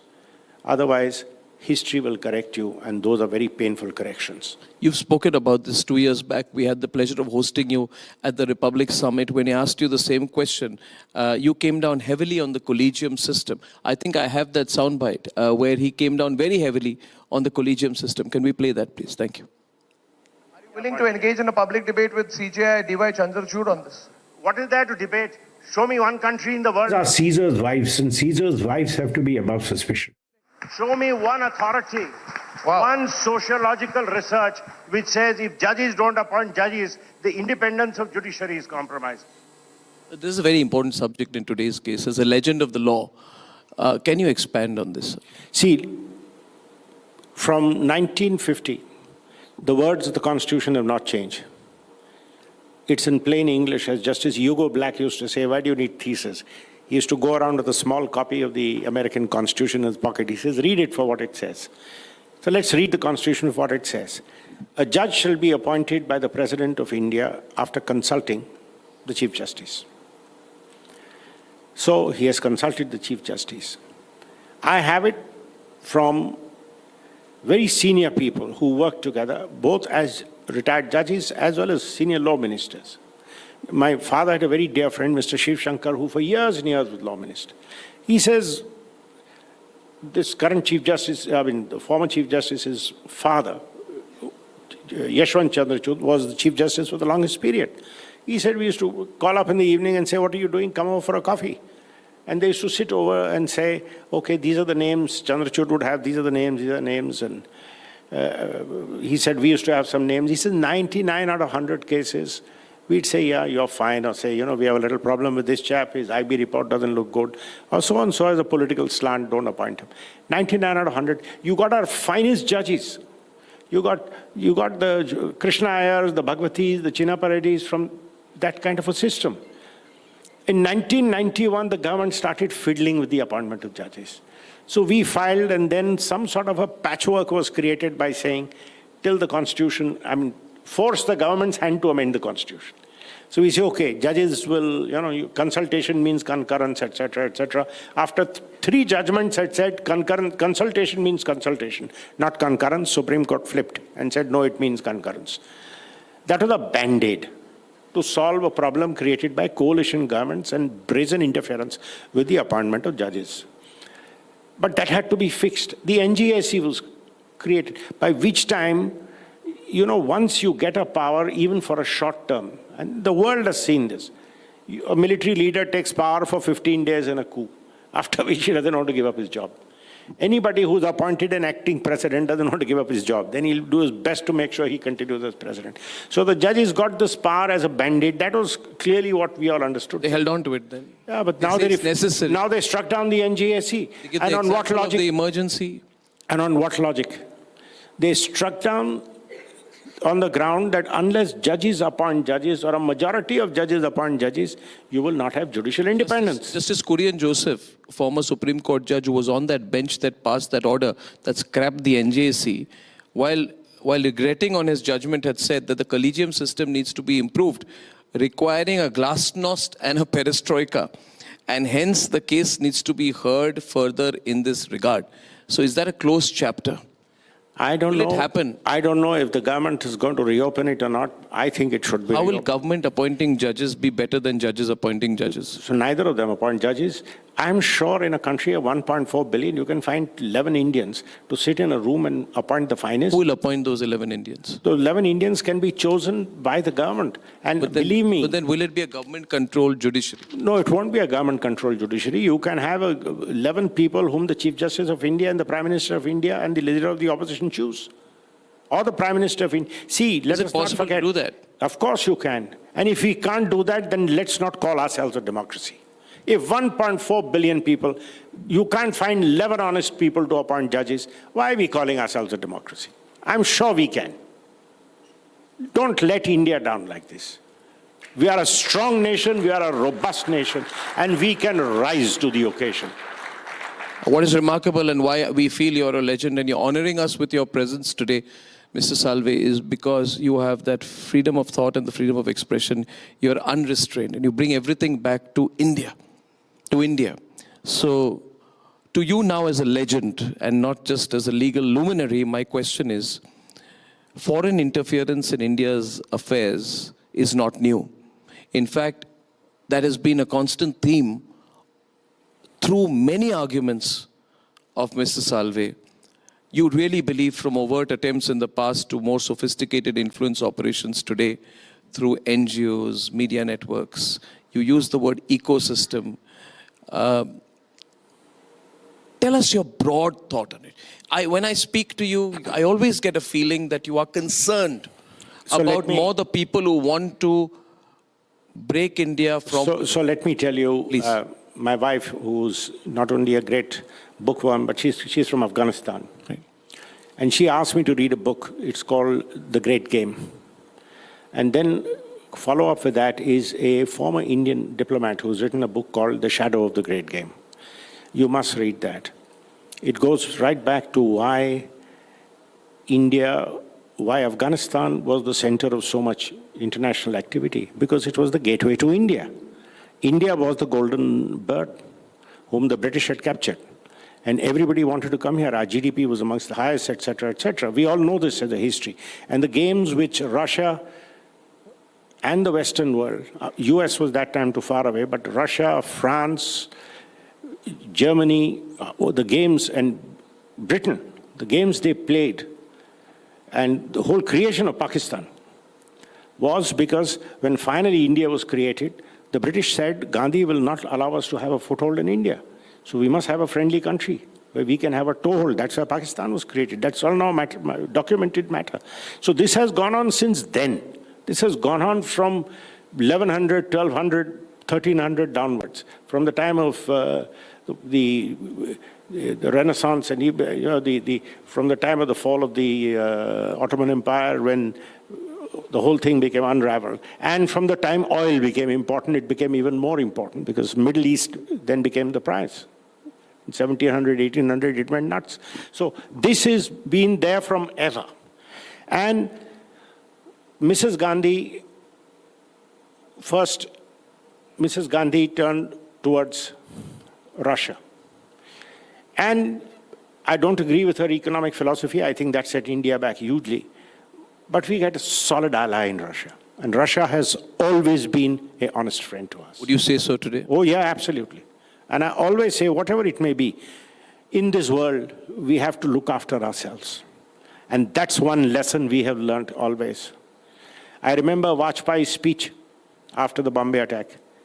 Two things he said. He says about the West and their duplicity. He says, आतंकवाद की परिभाषा देश को देख के बदल नहीं सकती.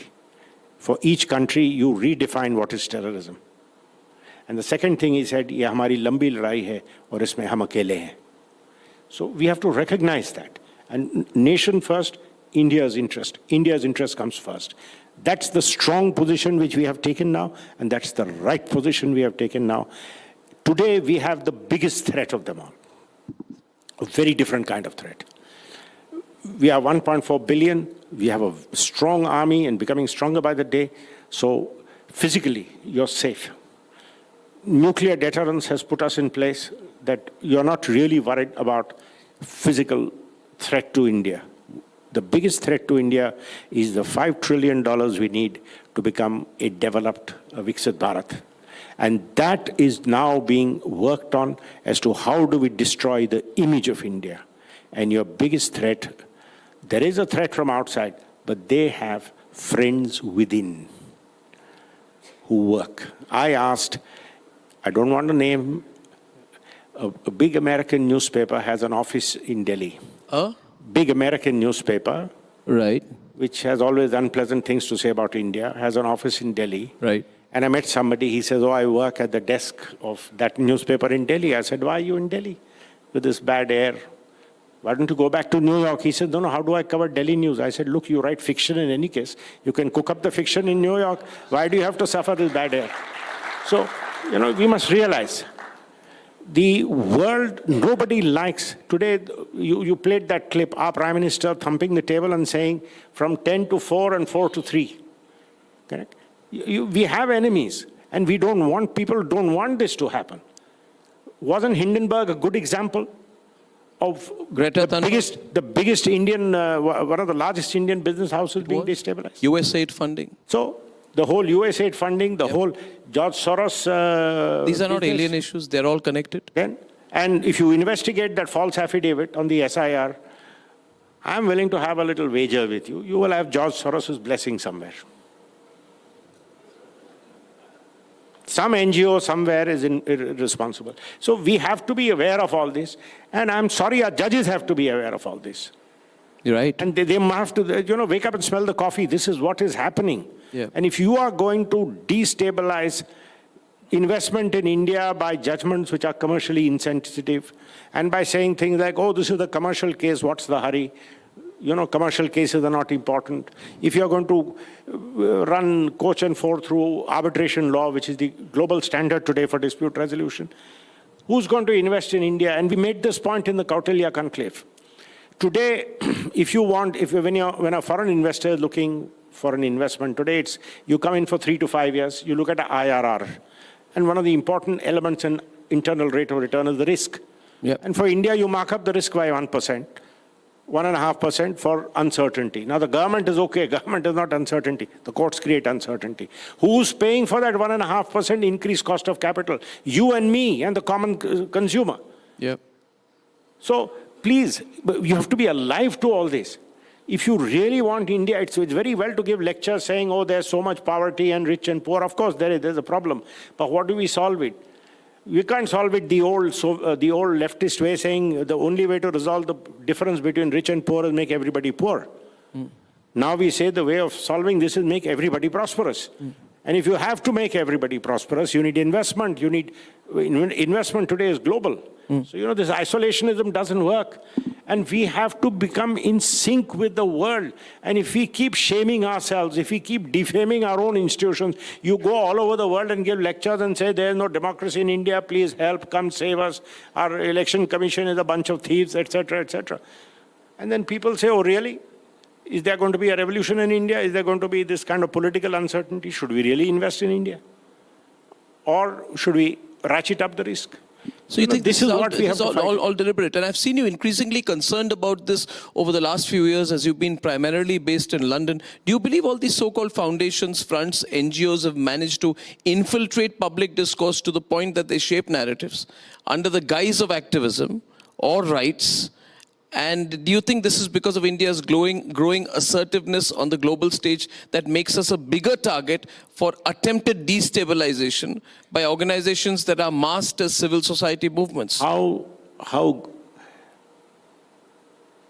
much of a target we have happily allowed ourselves to become, that a man like Soros publicly declares that I put aside $1 billion to remove Modi from prime ministership. You don't believe he's an irrelevant old man? You may like Modi, you may not like Modi, you may vote for him, you may not vote for him. But I don't think any American can say, I've got a suitcase full of dollars, so I want to get rid of the Indian prime When minister. that point is made, the people say, don't take him seriously, he's just a conceited, arrogant and irrelevant old man. I'm sorry, I have seen NGOs accounts where he has given large sums of money. He had given money to an NGO, I don't want to name anybody. He had given money to an NGO who was fighting against, trying to get a prohibition on tobacco and cigarettes. I was defending ITC. And when I saw those figures, I called up the ITC chairman saying, you should be ashamed of yourself. The NGOs got 3 times as much money as you paid me, a private expensive lawyer. So this is the reality of all this. So it's going to get worse. There'll be attempts to weaponize financial markets. It is going on. Against our economic sovereignty. It is going on. Is it going to get worse in the next 1 or 2 years? It's a battle you have to fight every day. It's a battle you have to fight every day. In the financial markets fronts, you have to have an Operation Sindoor like Operation ongoing. All the time. Ms. Salve, this narrative battle is incredible, isn't it? It can open up at any In point. today's world, it's all about narratives, isn't it? Yeah. It's all about narratives. Yeah. And building a negative narrative with the power of social media is so easy. Yeah. And what you need to do today, because today the era of promoters has gone. All the monies are controlled by hedge funds, high net worth individuals, private people. So it is extremely reputationally sensitive, very reputationally sensitive. And a narrative destroys reputations. Yeah. So you have to be very, very astute in what you allow and what you don't allow. Democracy is all about many voices, but you always have to be vigilant against the malevolent voice. Yeah. Ms. Salve, a couple of questions on a few fundamental issues. You are very much part of the high-level committee on one nation, one election. We believe that can actually change the country. It's a reform that can fundamentally change the rhythm of India's democracy. You've been a staunch proponent of ONOP. Let me play a soundbite on your views on one nation, one poll, because if that happens, our country changes forever in a big way. Can we play that, please? Politics to one side. The fortunes of politicians, honestly, put the politics to one side. The fortunes of politicians are determined by the voters, and I think our electorate is now mature enough to know whom to vote for. We have had simultaneous elections where Party A has won the Lok Sabha seats and Party B has won the state. Look, this year, look at what happened when Chandrababu swept the state, but their coalition did not have success at the Lok Sabha elections. So, please do not discredit the intelligence of the Indian voter. Think of the positives and think of how we can make life better. You be a simultaneous election in this country. I don't know about 2029, but I have one weakness. I'm an incorrigible optimist. And that's why I say, yes, it will happen. You've said don't discredit the intelligence of the Indian voter. But some people say simultaneous elections can blur between state and national level issues. State issues are different, Mr. Salve. National issues are different. How would you respond to that? Whoever says this, tell him to go down to the pawn shop outside your studio or the tea stall outside your studio and to discuss how politically astute is every Indian. We Indians are a very politically astute and politically alive society. I don't mean to be disparaging. It's just a temperament. It's a mindset. You go and interview an American on the street, how aware is he of American politics beyond his own state? And you go and interview an Indian on the street, a common Indian, a guy driving a truck, a fellow riding a three-wheeler, a person selling tea, and see how astute they are, how alive they are. Your audience, how many of them are from that strata of society? So Indians are very, very alive to political reality. And it's only a politician who says, I lost because of blurred lines, is being a sorry loser. Mr. Salve, to move to a little bit about you as an individual, I know you're looking at the watch. We want to know a little bit more about you. We've heard you on several issues. What is the most important thing that makes you the #1 choice for corporate cases today? You're seen to be the top corporate lawyer.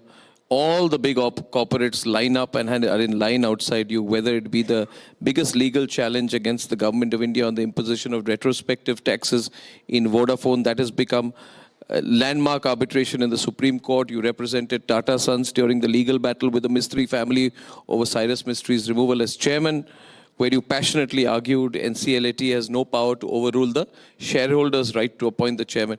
What makes you as an individual the preferred corporate choice? I mean, there are Is it your temperament? There are a lot of assumptions here that I am the preferred corporate choice, etc., etc. So I don't know. I work hard. You work hard? I work very hard. That's one thing I can say without fear of contradiction. And I try and... Can you go into a little bit of working hard in terms of detail? What is your schedule? What is your diary making?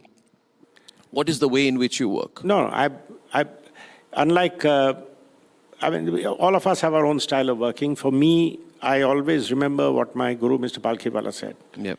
That if the judge asks you a question of fact or law and you don't know the answer, hang your head in shame. So, and now, especially at a particular, after you put in so many years in the profession, people trust you with big cases, plus with the growth of the economy and the complexity of the financial world, cases have become huge, records have become huge, 30,000, 40,000, 50,000 pages. I'm not one who believes that give me a note on what is where. Unless I've seen each and every paper myself, I do not ever feel comfortable in a case. I hate surprises in a courtroom. So, you prepare hard. Yeah, that's the only way because I don't have the intellect which others have, where they can pick it up quickly. I take my own time. Maybe I'm a plodder. I take my own time, I work hard. But I believe, unless I've seen everything, if my client is paying me a fee, he is entitled to expect that level of service from me.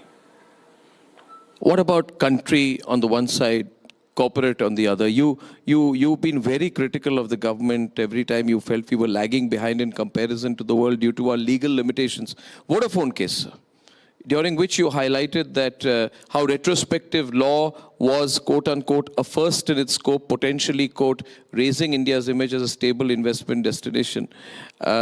Now, when you criticize the government, do you feel you're criticizing the country? Has there ever been that moment when you enter a courtroom when you believe that what you're saying may help an organization but not work for the country? See, especially in sensitive cases like this, I am an Indian. I am as much the country as somebody else is. So if I get up and say my government is behaving badly, I'm entitled to say so. If we don't raise our voice, we are not slaves of the government. And as a lawyer, it's my duty. And sometimes, as in the Vodafone case, I felt it was, as a student of taxation law, it was something terrible which was being done. I have clients who came and asked me saying, if they can do this, can they do that also? Can they change that law also? Can they change some other law also? So you have generally sent a message saying, you have laws, you're acting on the basis of them, but we can flip anything and we can flip it retrospectively. So if you've invested 1 billion, 2 billion, 3 billion in India on a particular financial understanding of these are going to be my returns, and suddenly you change the rules of the game, who's going to invest in you? And then what happens is people say, okay, literally we had reached one point in 2012-13 when I remember one of the big oil companies came to me and said, how do we safely, economically plan in India? I said, very simple. Take your gross income, and on your gross income, just assume there'll be 40% tax. He said, but it'll become uneconomical. I said, if it is economical at 40% tax on your gross income, they can't go beyond that. So what happens? Your marker of investment goes up. I had the legal head of a big oil company saying, I have $2 billion lying in a bank, which I will have to return to my head office. I want to set up a refinery in India because of a particular tax dispute and the uncertainty that if we win, the government will go back on it. My head office is saying, put this money back, we will put it in Indonesia. Can you remember any one case? You've represented any one moment, anecdote you'd like to share with us. You had the front row seats in every corporate battle. Tata Sons battle, that time you represented the group against, I think there was C.A. Sundaram, I think, on the other side. And we've seen some fresh disagreements recently in the Tatas appear to be settled now. Is there any moment you remember which you'd like to share with us? You know, because we are told the biggest of business houses, politicians, all sit and listen attentively and go by your advice. Is there any in your last 50 years of your legal career, anything you'd like to remember, any moment which you think tells a bigger story, a moment from your career? The great moments of my life have come out of non-corporate battles. And I think the 2 or 3 big moments of my life, as a young lawyer, I was addressing 5 judges. In the bearer bonds case, I was 3 years at the bar. For the first 5 minutes, I could barely get my voice to come out of my mouth. And I must say, old man Chandrachud, not this Chief Justice, former, he was very good to juniors. Okay. So he encouraged me, he argued, but he was not listening to what I was saying. He thought, okay, you know, he's a bright youngster, I'll hear him for an hour. And I started at 12, at 1 o'clock I had covered, and Justice Bhagwati was interacting a lot with me.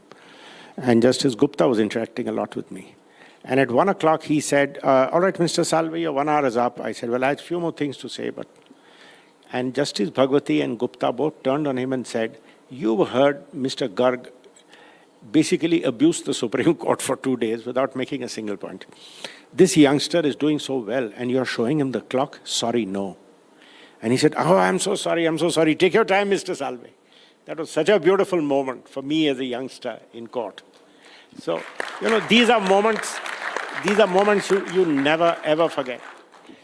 And the one case which I am very proud of winning is I appeared for a group of prisoners, and we brought a very interesting case to court saying, can the police give them what loosely is called truth serum, compulsorily, without their consent? And we got the Supreme Court to say no.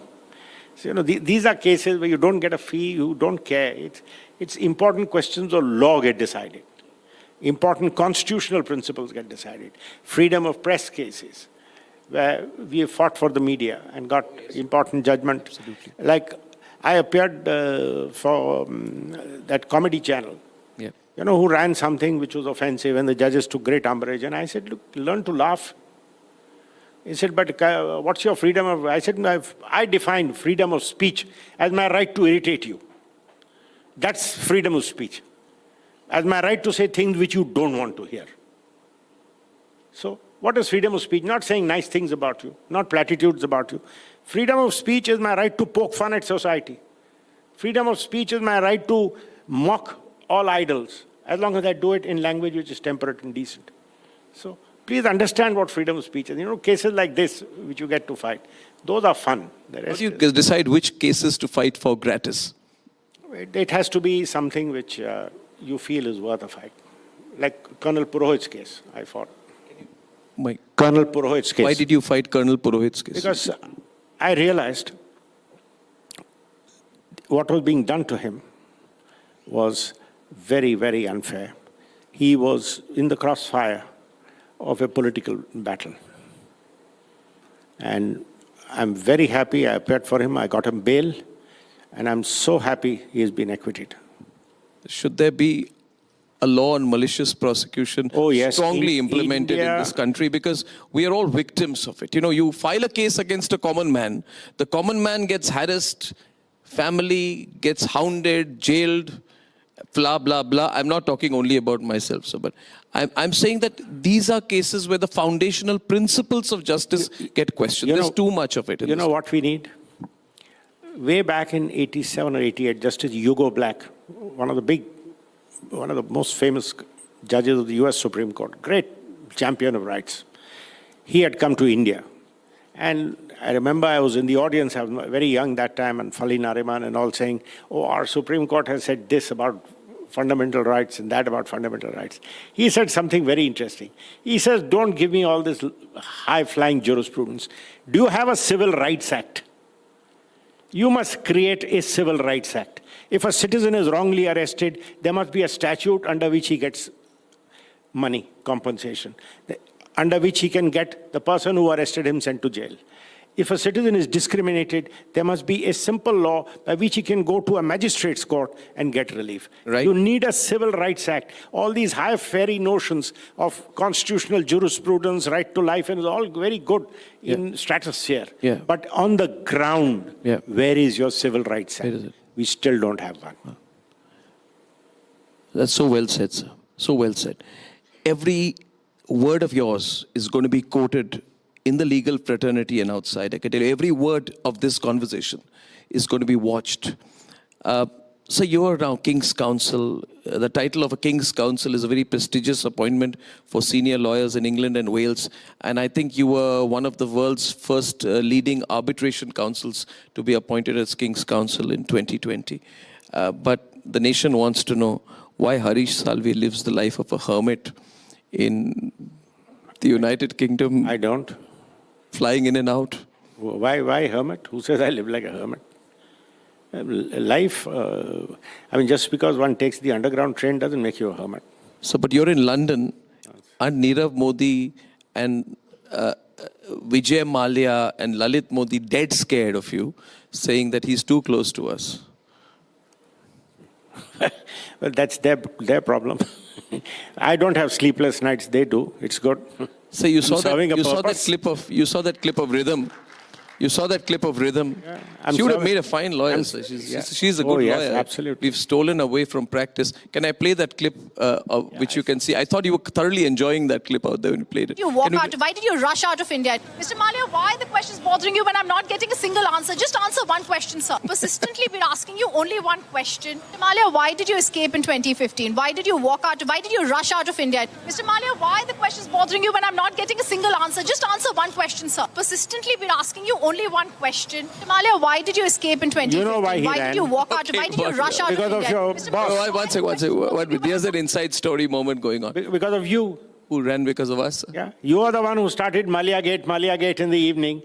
I had warned him, this is the wrong time to go to India. You talk to the banks, settle your dues, do this, do that. You told him that? Yes. What did you tell him? He was my client that time. What did you tell him? Settle, this is not the way. And he says, okay, I'll go to India, I'll meet A and B and C. I said, nobody, God Almighty can't help you.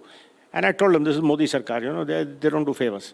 You go, you talk to your banker, find a figure, close it, and go and finish all that. He says, and then he didn't do it, so you had started your Mallya Gate. So he was going, I said, look, you go and Arnab will start his Mallya Gate. You told him that? And you will be, of course, and you will be in trouble. And that's exactly what happened. He came here, you ran a Mallya Gate, and then there was a story, he might be arrested, or there were about 15 cases against him in different courts where he was, all they needed to do was get an order of the court saying he will not travel without leave of court, and he would have been stuck in India. So that evening he ran from India because of you. We have some messages from people who love you, sir. Aniruddha Datta, senior lawyer, your friend, Hitesh Jain, and Justice Rajiv Shakdar. I'd like to play those, please. Thank you. Harish Salve. What should I say? Harish Salve.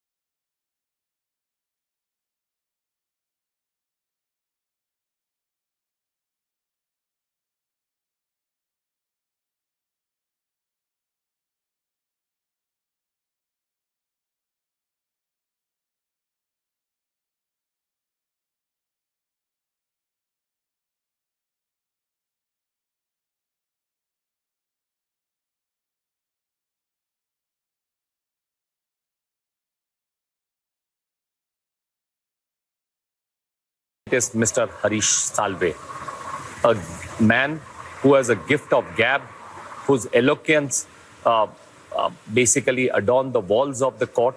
I distinctly remember a fond memory when I saw him 30 years before, in the Supreme Court of India, but on the opposite side, in a matter It was my first appearance in the Supreme Court. And in my first day in the Supreme Court, he just came, effortlessly made the submission, eloquently put it across the court, and the matter was over. I mean, they couldn't realize what happened. A fearless man whose eloquence everyone knows, but a man with a large heart. That's Mr. Salve. Thank you for having me over. I joined Mr. Salve's chamber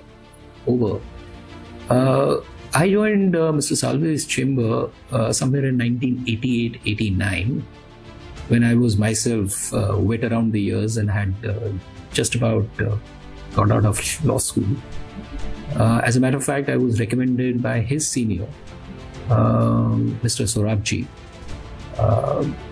The common point or the common area of interest was that both me and Mr. Salve were chartered accountants. So Mr. Sorabji thought it fit that I should perhaps join Mr. Salve's chamber. At that time, interestingly, Mr. Salve had not taken the silk. But even then, his trajectory was very clear to people around him, including his peers, his juniors, as well as his seniors. So, as was expected, Mr. Salve did phenomenally well. It was a treat for someone like me and others who joined the chamber later to have a ringside view of how matters are prepared, how arguments are finally delivered, and how you deal with the bench when it is making observations in your favor, and also when it is not making observations or raising objections. So, insofar as Mr. Salve is concerned, according to me, one of the things that he has in his arsenal, apart from lots of others, is his advocacy skills. By far, amongst those who have been his peers, juniors and seniors, would agree that there are very few who would match his skills in court. This is something I think younger members of the bar should pick up. When to close an argument, how to run with the bench and not run into the bench. So these are my impressions about being in Mr. Salve's chamber. Share with the students nowadays, those opting for the profession of law or young into the profession of law, as something they would learn from you, from your experience? Oh yes, always. It's always a pleasure to interact with students. I start by telling them I wish I had the same opportunities of education as you have. In our days, law colleges was something you went to because they had the best coffee service outside. Never really entered the classrooms. Today, the kind of education you have, the kind of teachers you have, the kind of interactions you have are great opportunities. Also, I find some of the finest minds today consider law as one of the first few options in life. So it's wonderful. Always remember 2 or 3 things about law. The first is, it is a very demanding profession. The second is, it requires not just immense hard work, which nowadays most professions do, but it demands immense patience. It takes years and years and years for you to really come of age, as they say, and be recognized as one of your own. So you need patience, you need determination, and you need what law teaches you, which very few other professions do, is to deal with failure on a daily basis. You lose cases every day. And every lost case is not a defeat, it's an opportunity to win the next case. So you have to develop that fighting spirit. And finally, remember, you are never a master of law. You're always a student of law. Always. And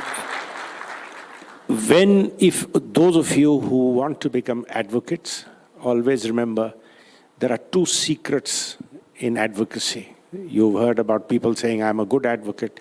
I learned two things, both equally important. You must know what to say and when to say, but you must also know when to shut up. That's as important. So many cases have been lost by speaking more than necessary. So advocacy is not about scoring points. You're there trying to convince somebody of your point of view.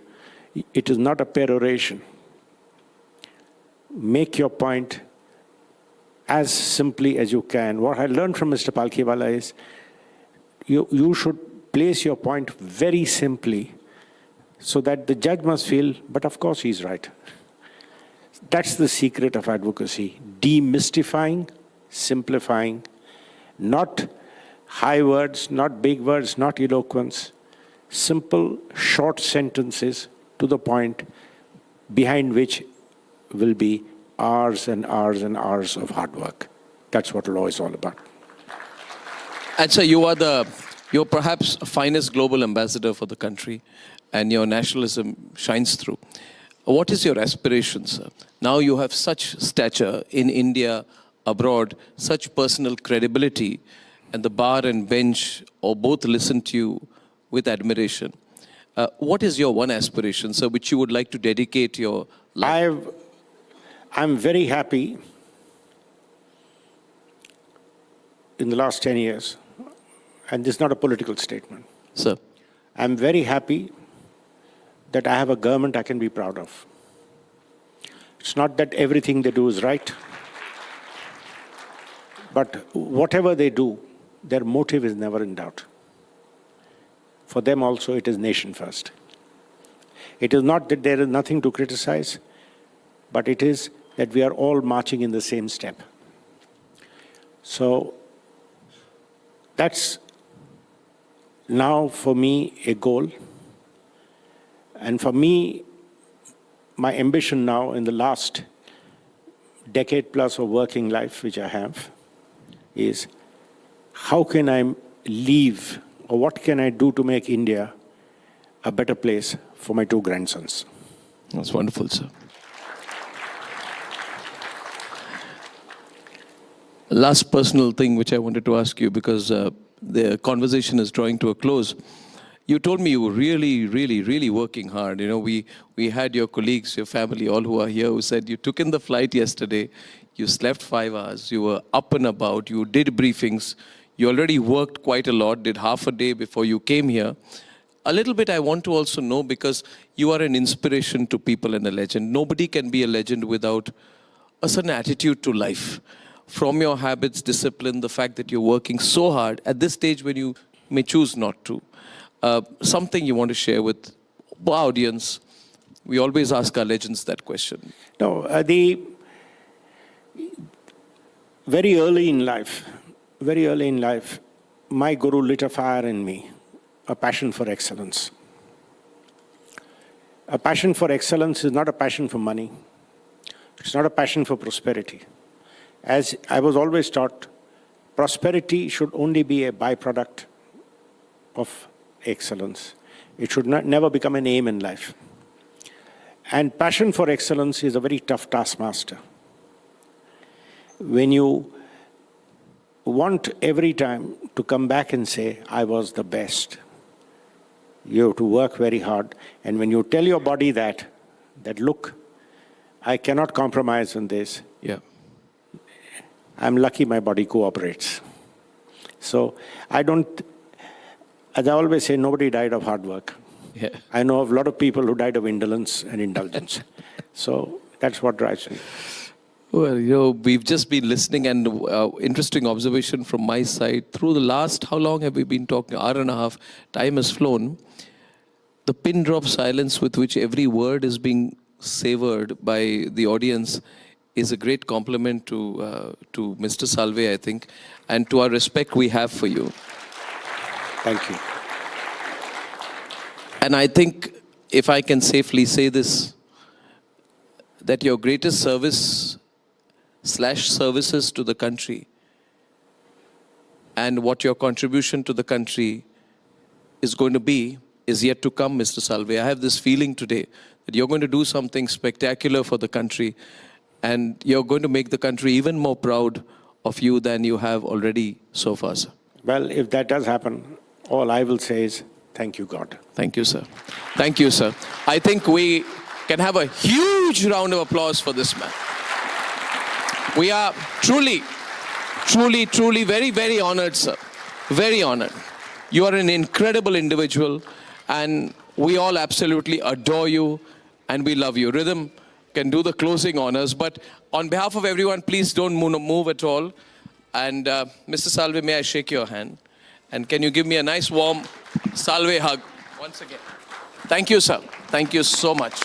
This was wonderful. Thank you, sir. Thank you, sir. Thank you, sir. What an extraordinary conversation we witnessed today. Our heartfelt gratitude to you for being here, for inspiring the next generation, for your brilliance, integrity, and also for your grace. You continue to inspire us. Thank you all for being here. On behalf of Republic Media Network, we all thank Mr. Salve for this unforgettable time.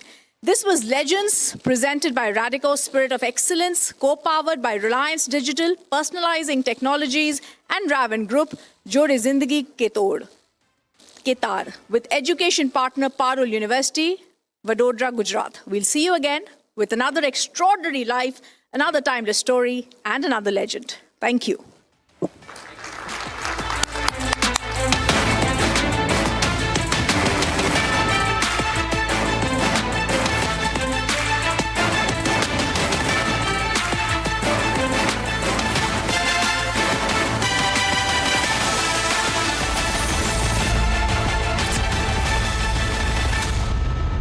Evening of Legends, and our special guest, Mr. Harish Salve, is here, along with our editor-in-chief, Arnab Goswami.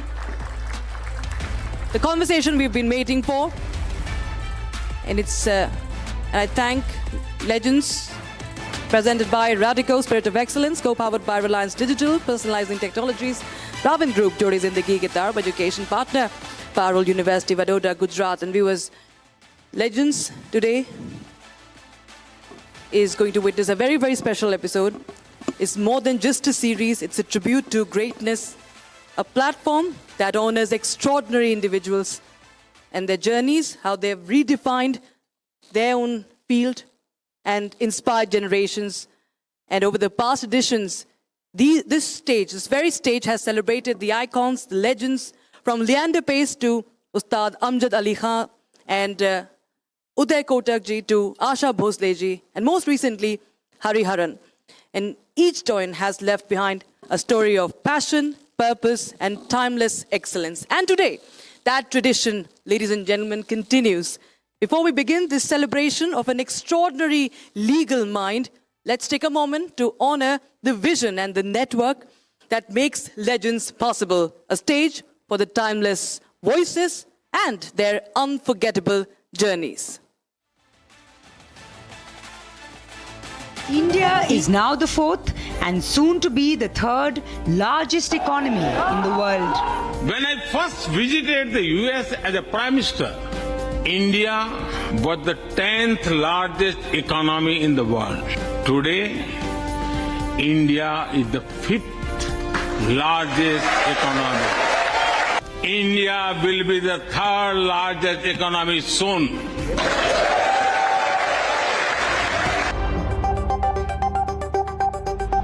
And the Republic Media Network is the biggest success in the media space.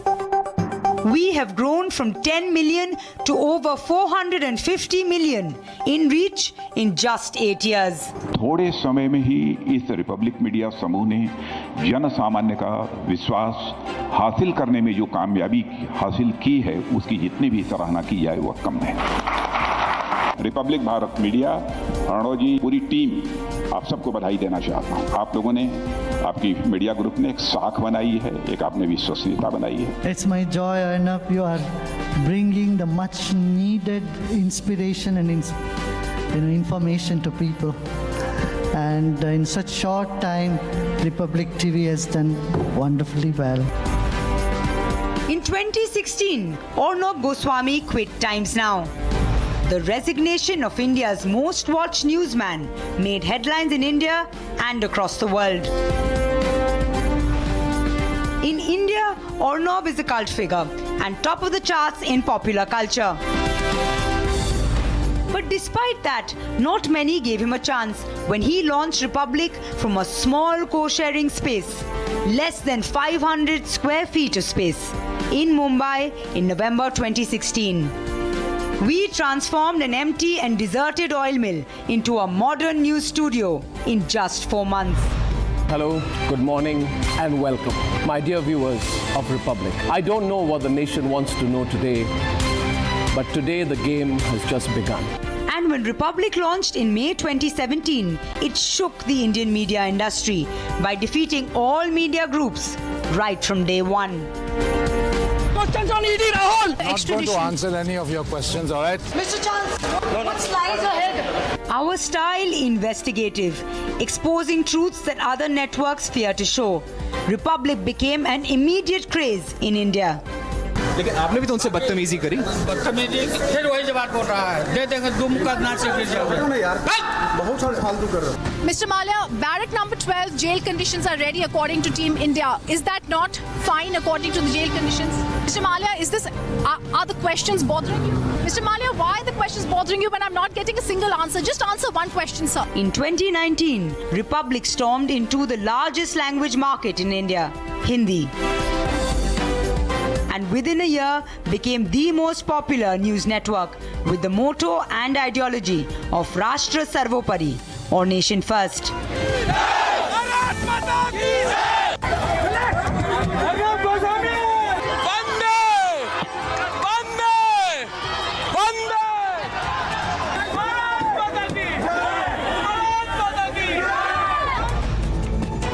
In 2021, from Kolkata, we launched a Bengali news channel. By now, we were recognized as the fastest growing news network in India. Our tagline, Manusher Kontoshor, or the voice of the people. In 2023, we entered South India with Republic Kannada from a center in Bengaluru. And the same year, we started the construction on our new headquarters in the National Capital Region, now the largest news complex in the country. Republic is the largest video news contributor in digital streaming. On digital streaming alone, we clocked 1.3 billion views last month, which is, by comparison, 5 times more than CNN International globally in a similar period. The next goal of the Republic Media Network is Republic Global. We plan a determined entry into global news by 2026, a vision we've been working on for 10 years now. The hegemony of Western media has to end. Western media has had it too good for too long, and it has ruined the balance of power that's required, not just in politics and society. I was told you were a shy and retiring journalist. I have said recently that India will be the next media capital of the world. It is from countries like India, which speak English, which are democracies, where the challenge to the global news hegemony is about to come. And the time has come to provide a serious counter to global media sources like BBC and CNN, which have been hegemonistic for far too long. Republic is, most importantly, independently and journalistically owned. Its competitors are owned by businesses for whom news media is peripheral.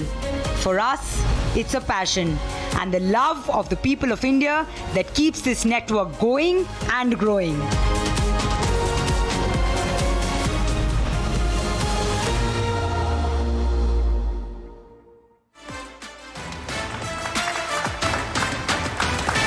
And I take this opportunity to welcome the legend, Mr. Harish Salve, as few figures have stood as tall, as unyielding as Mr. Salve, a man whose life has been a testament to intellect, integrity, and the indomitable spirit of justice. He's a legal titan who remains the conscience keeper of India's legal tradition, a guardian of liberty, and a legend whose words till date shape the idea of justice.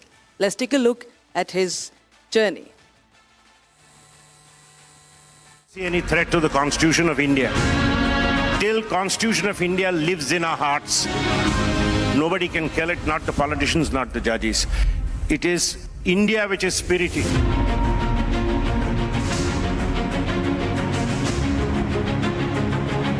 When one speaks of champions of justice in contemporary India, one name invariably rises above: Harish Salve.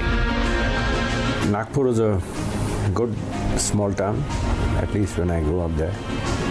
And my father was a chartered accountant, but we come from a family of lawyers. My uncles were lawyers.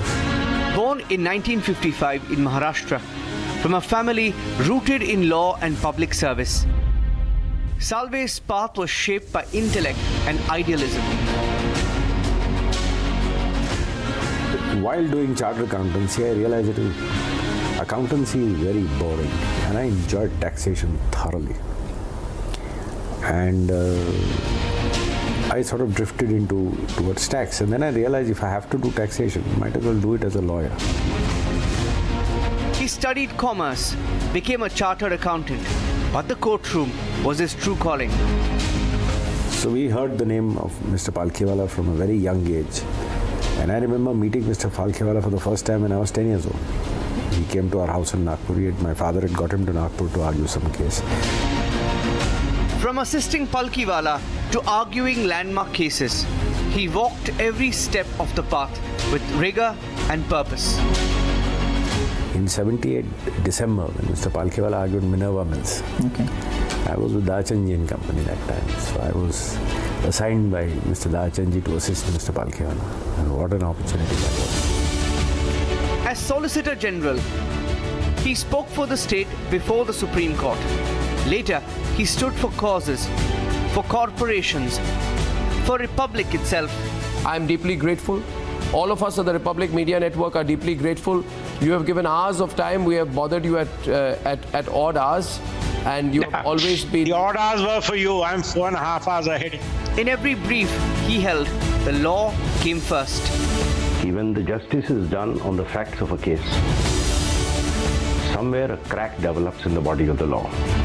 In debates across the nation, Salve's clarion call isn't just to lawyers or judges, but to every citizen. Know your rights. Question your institutions.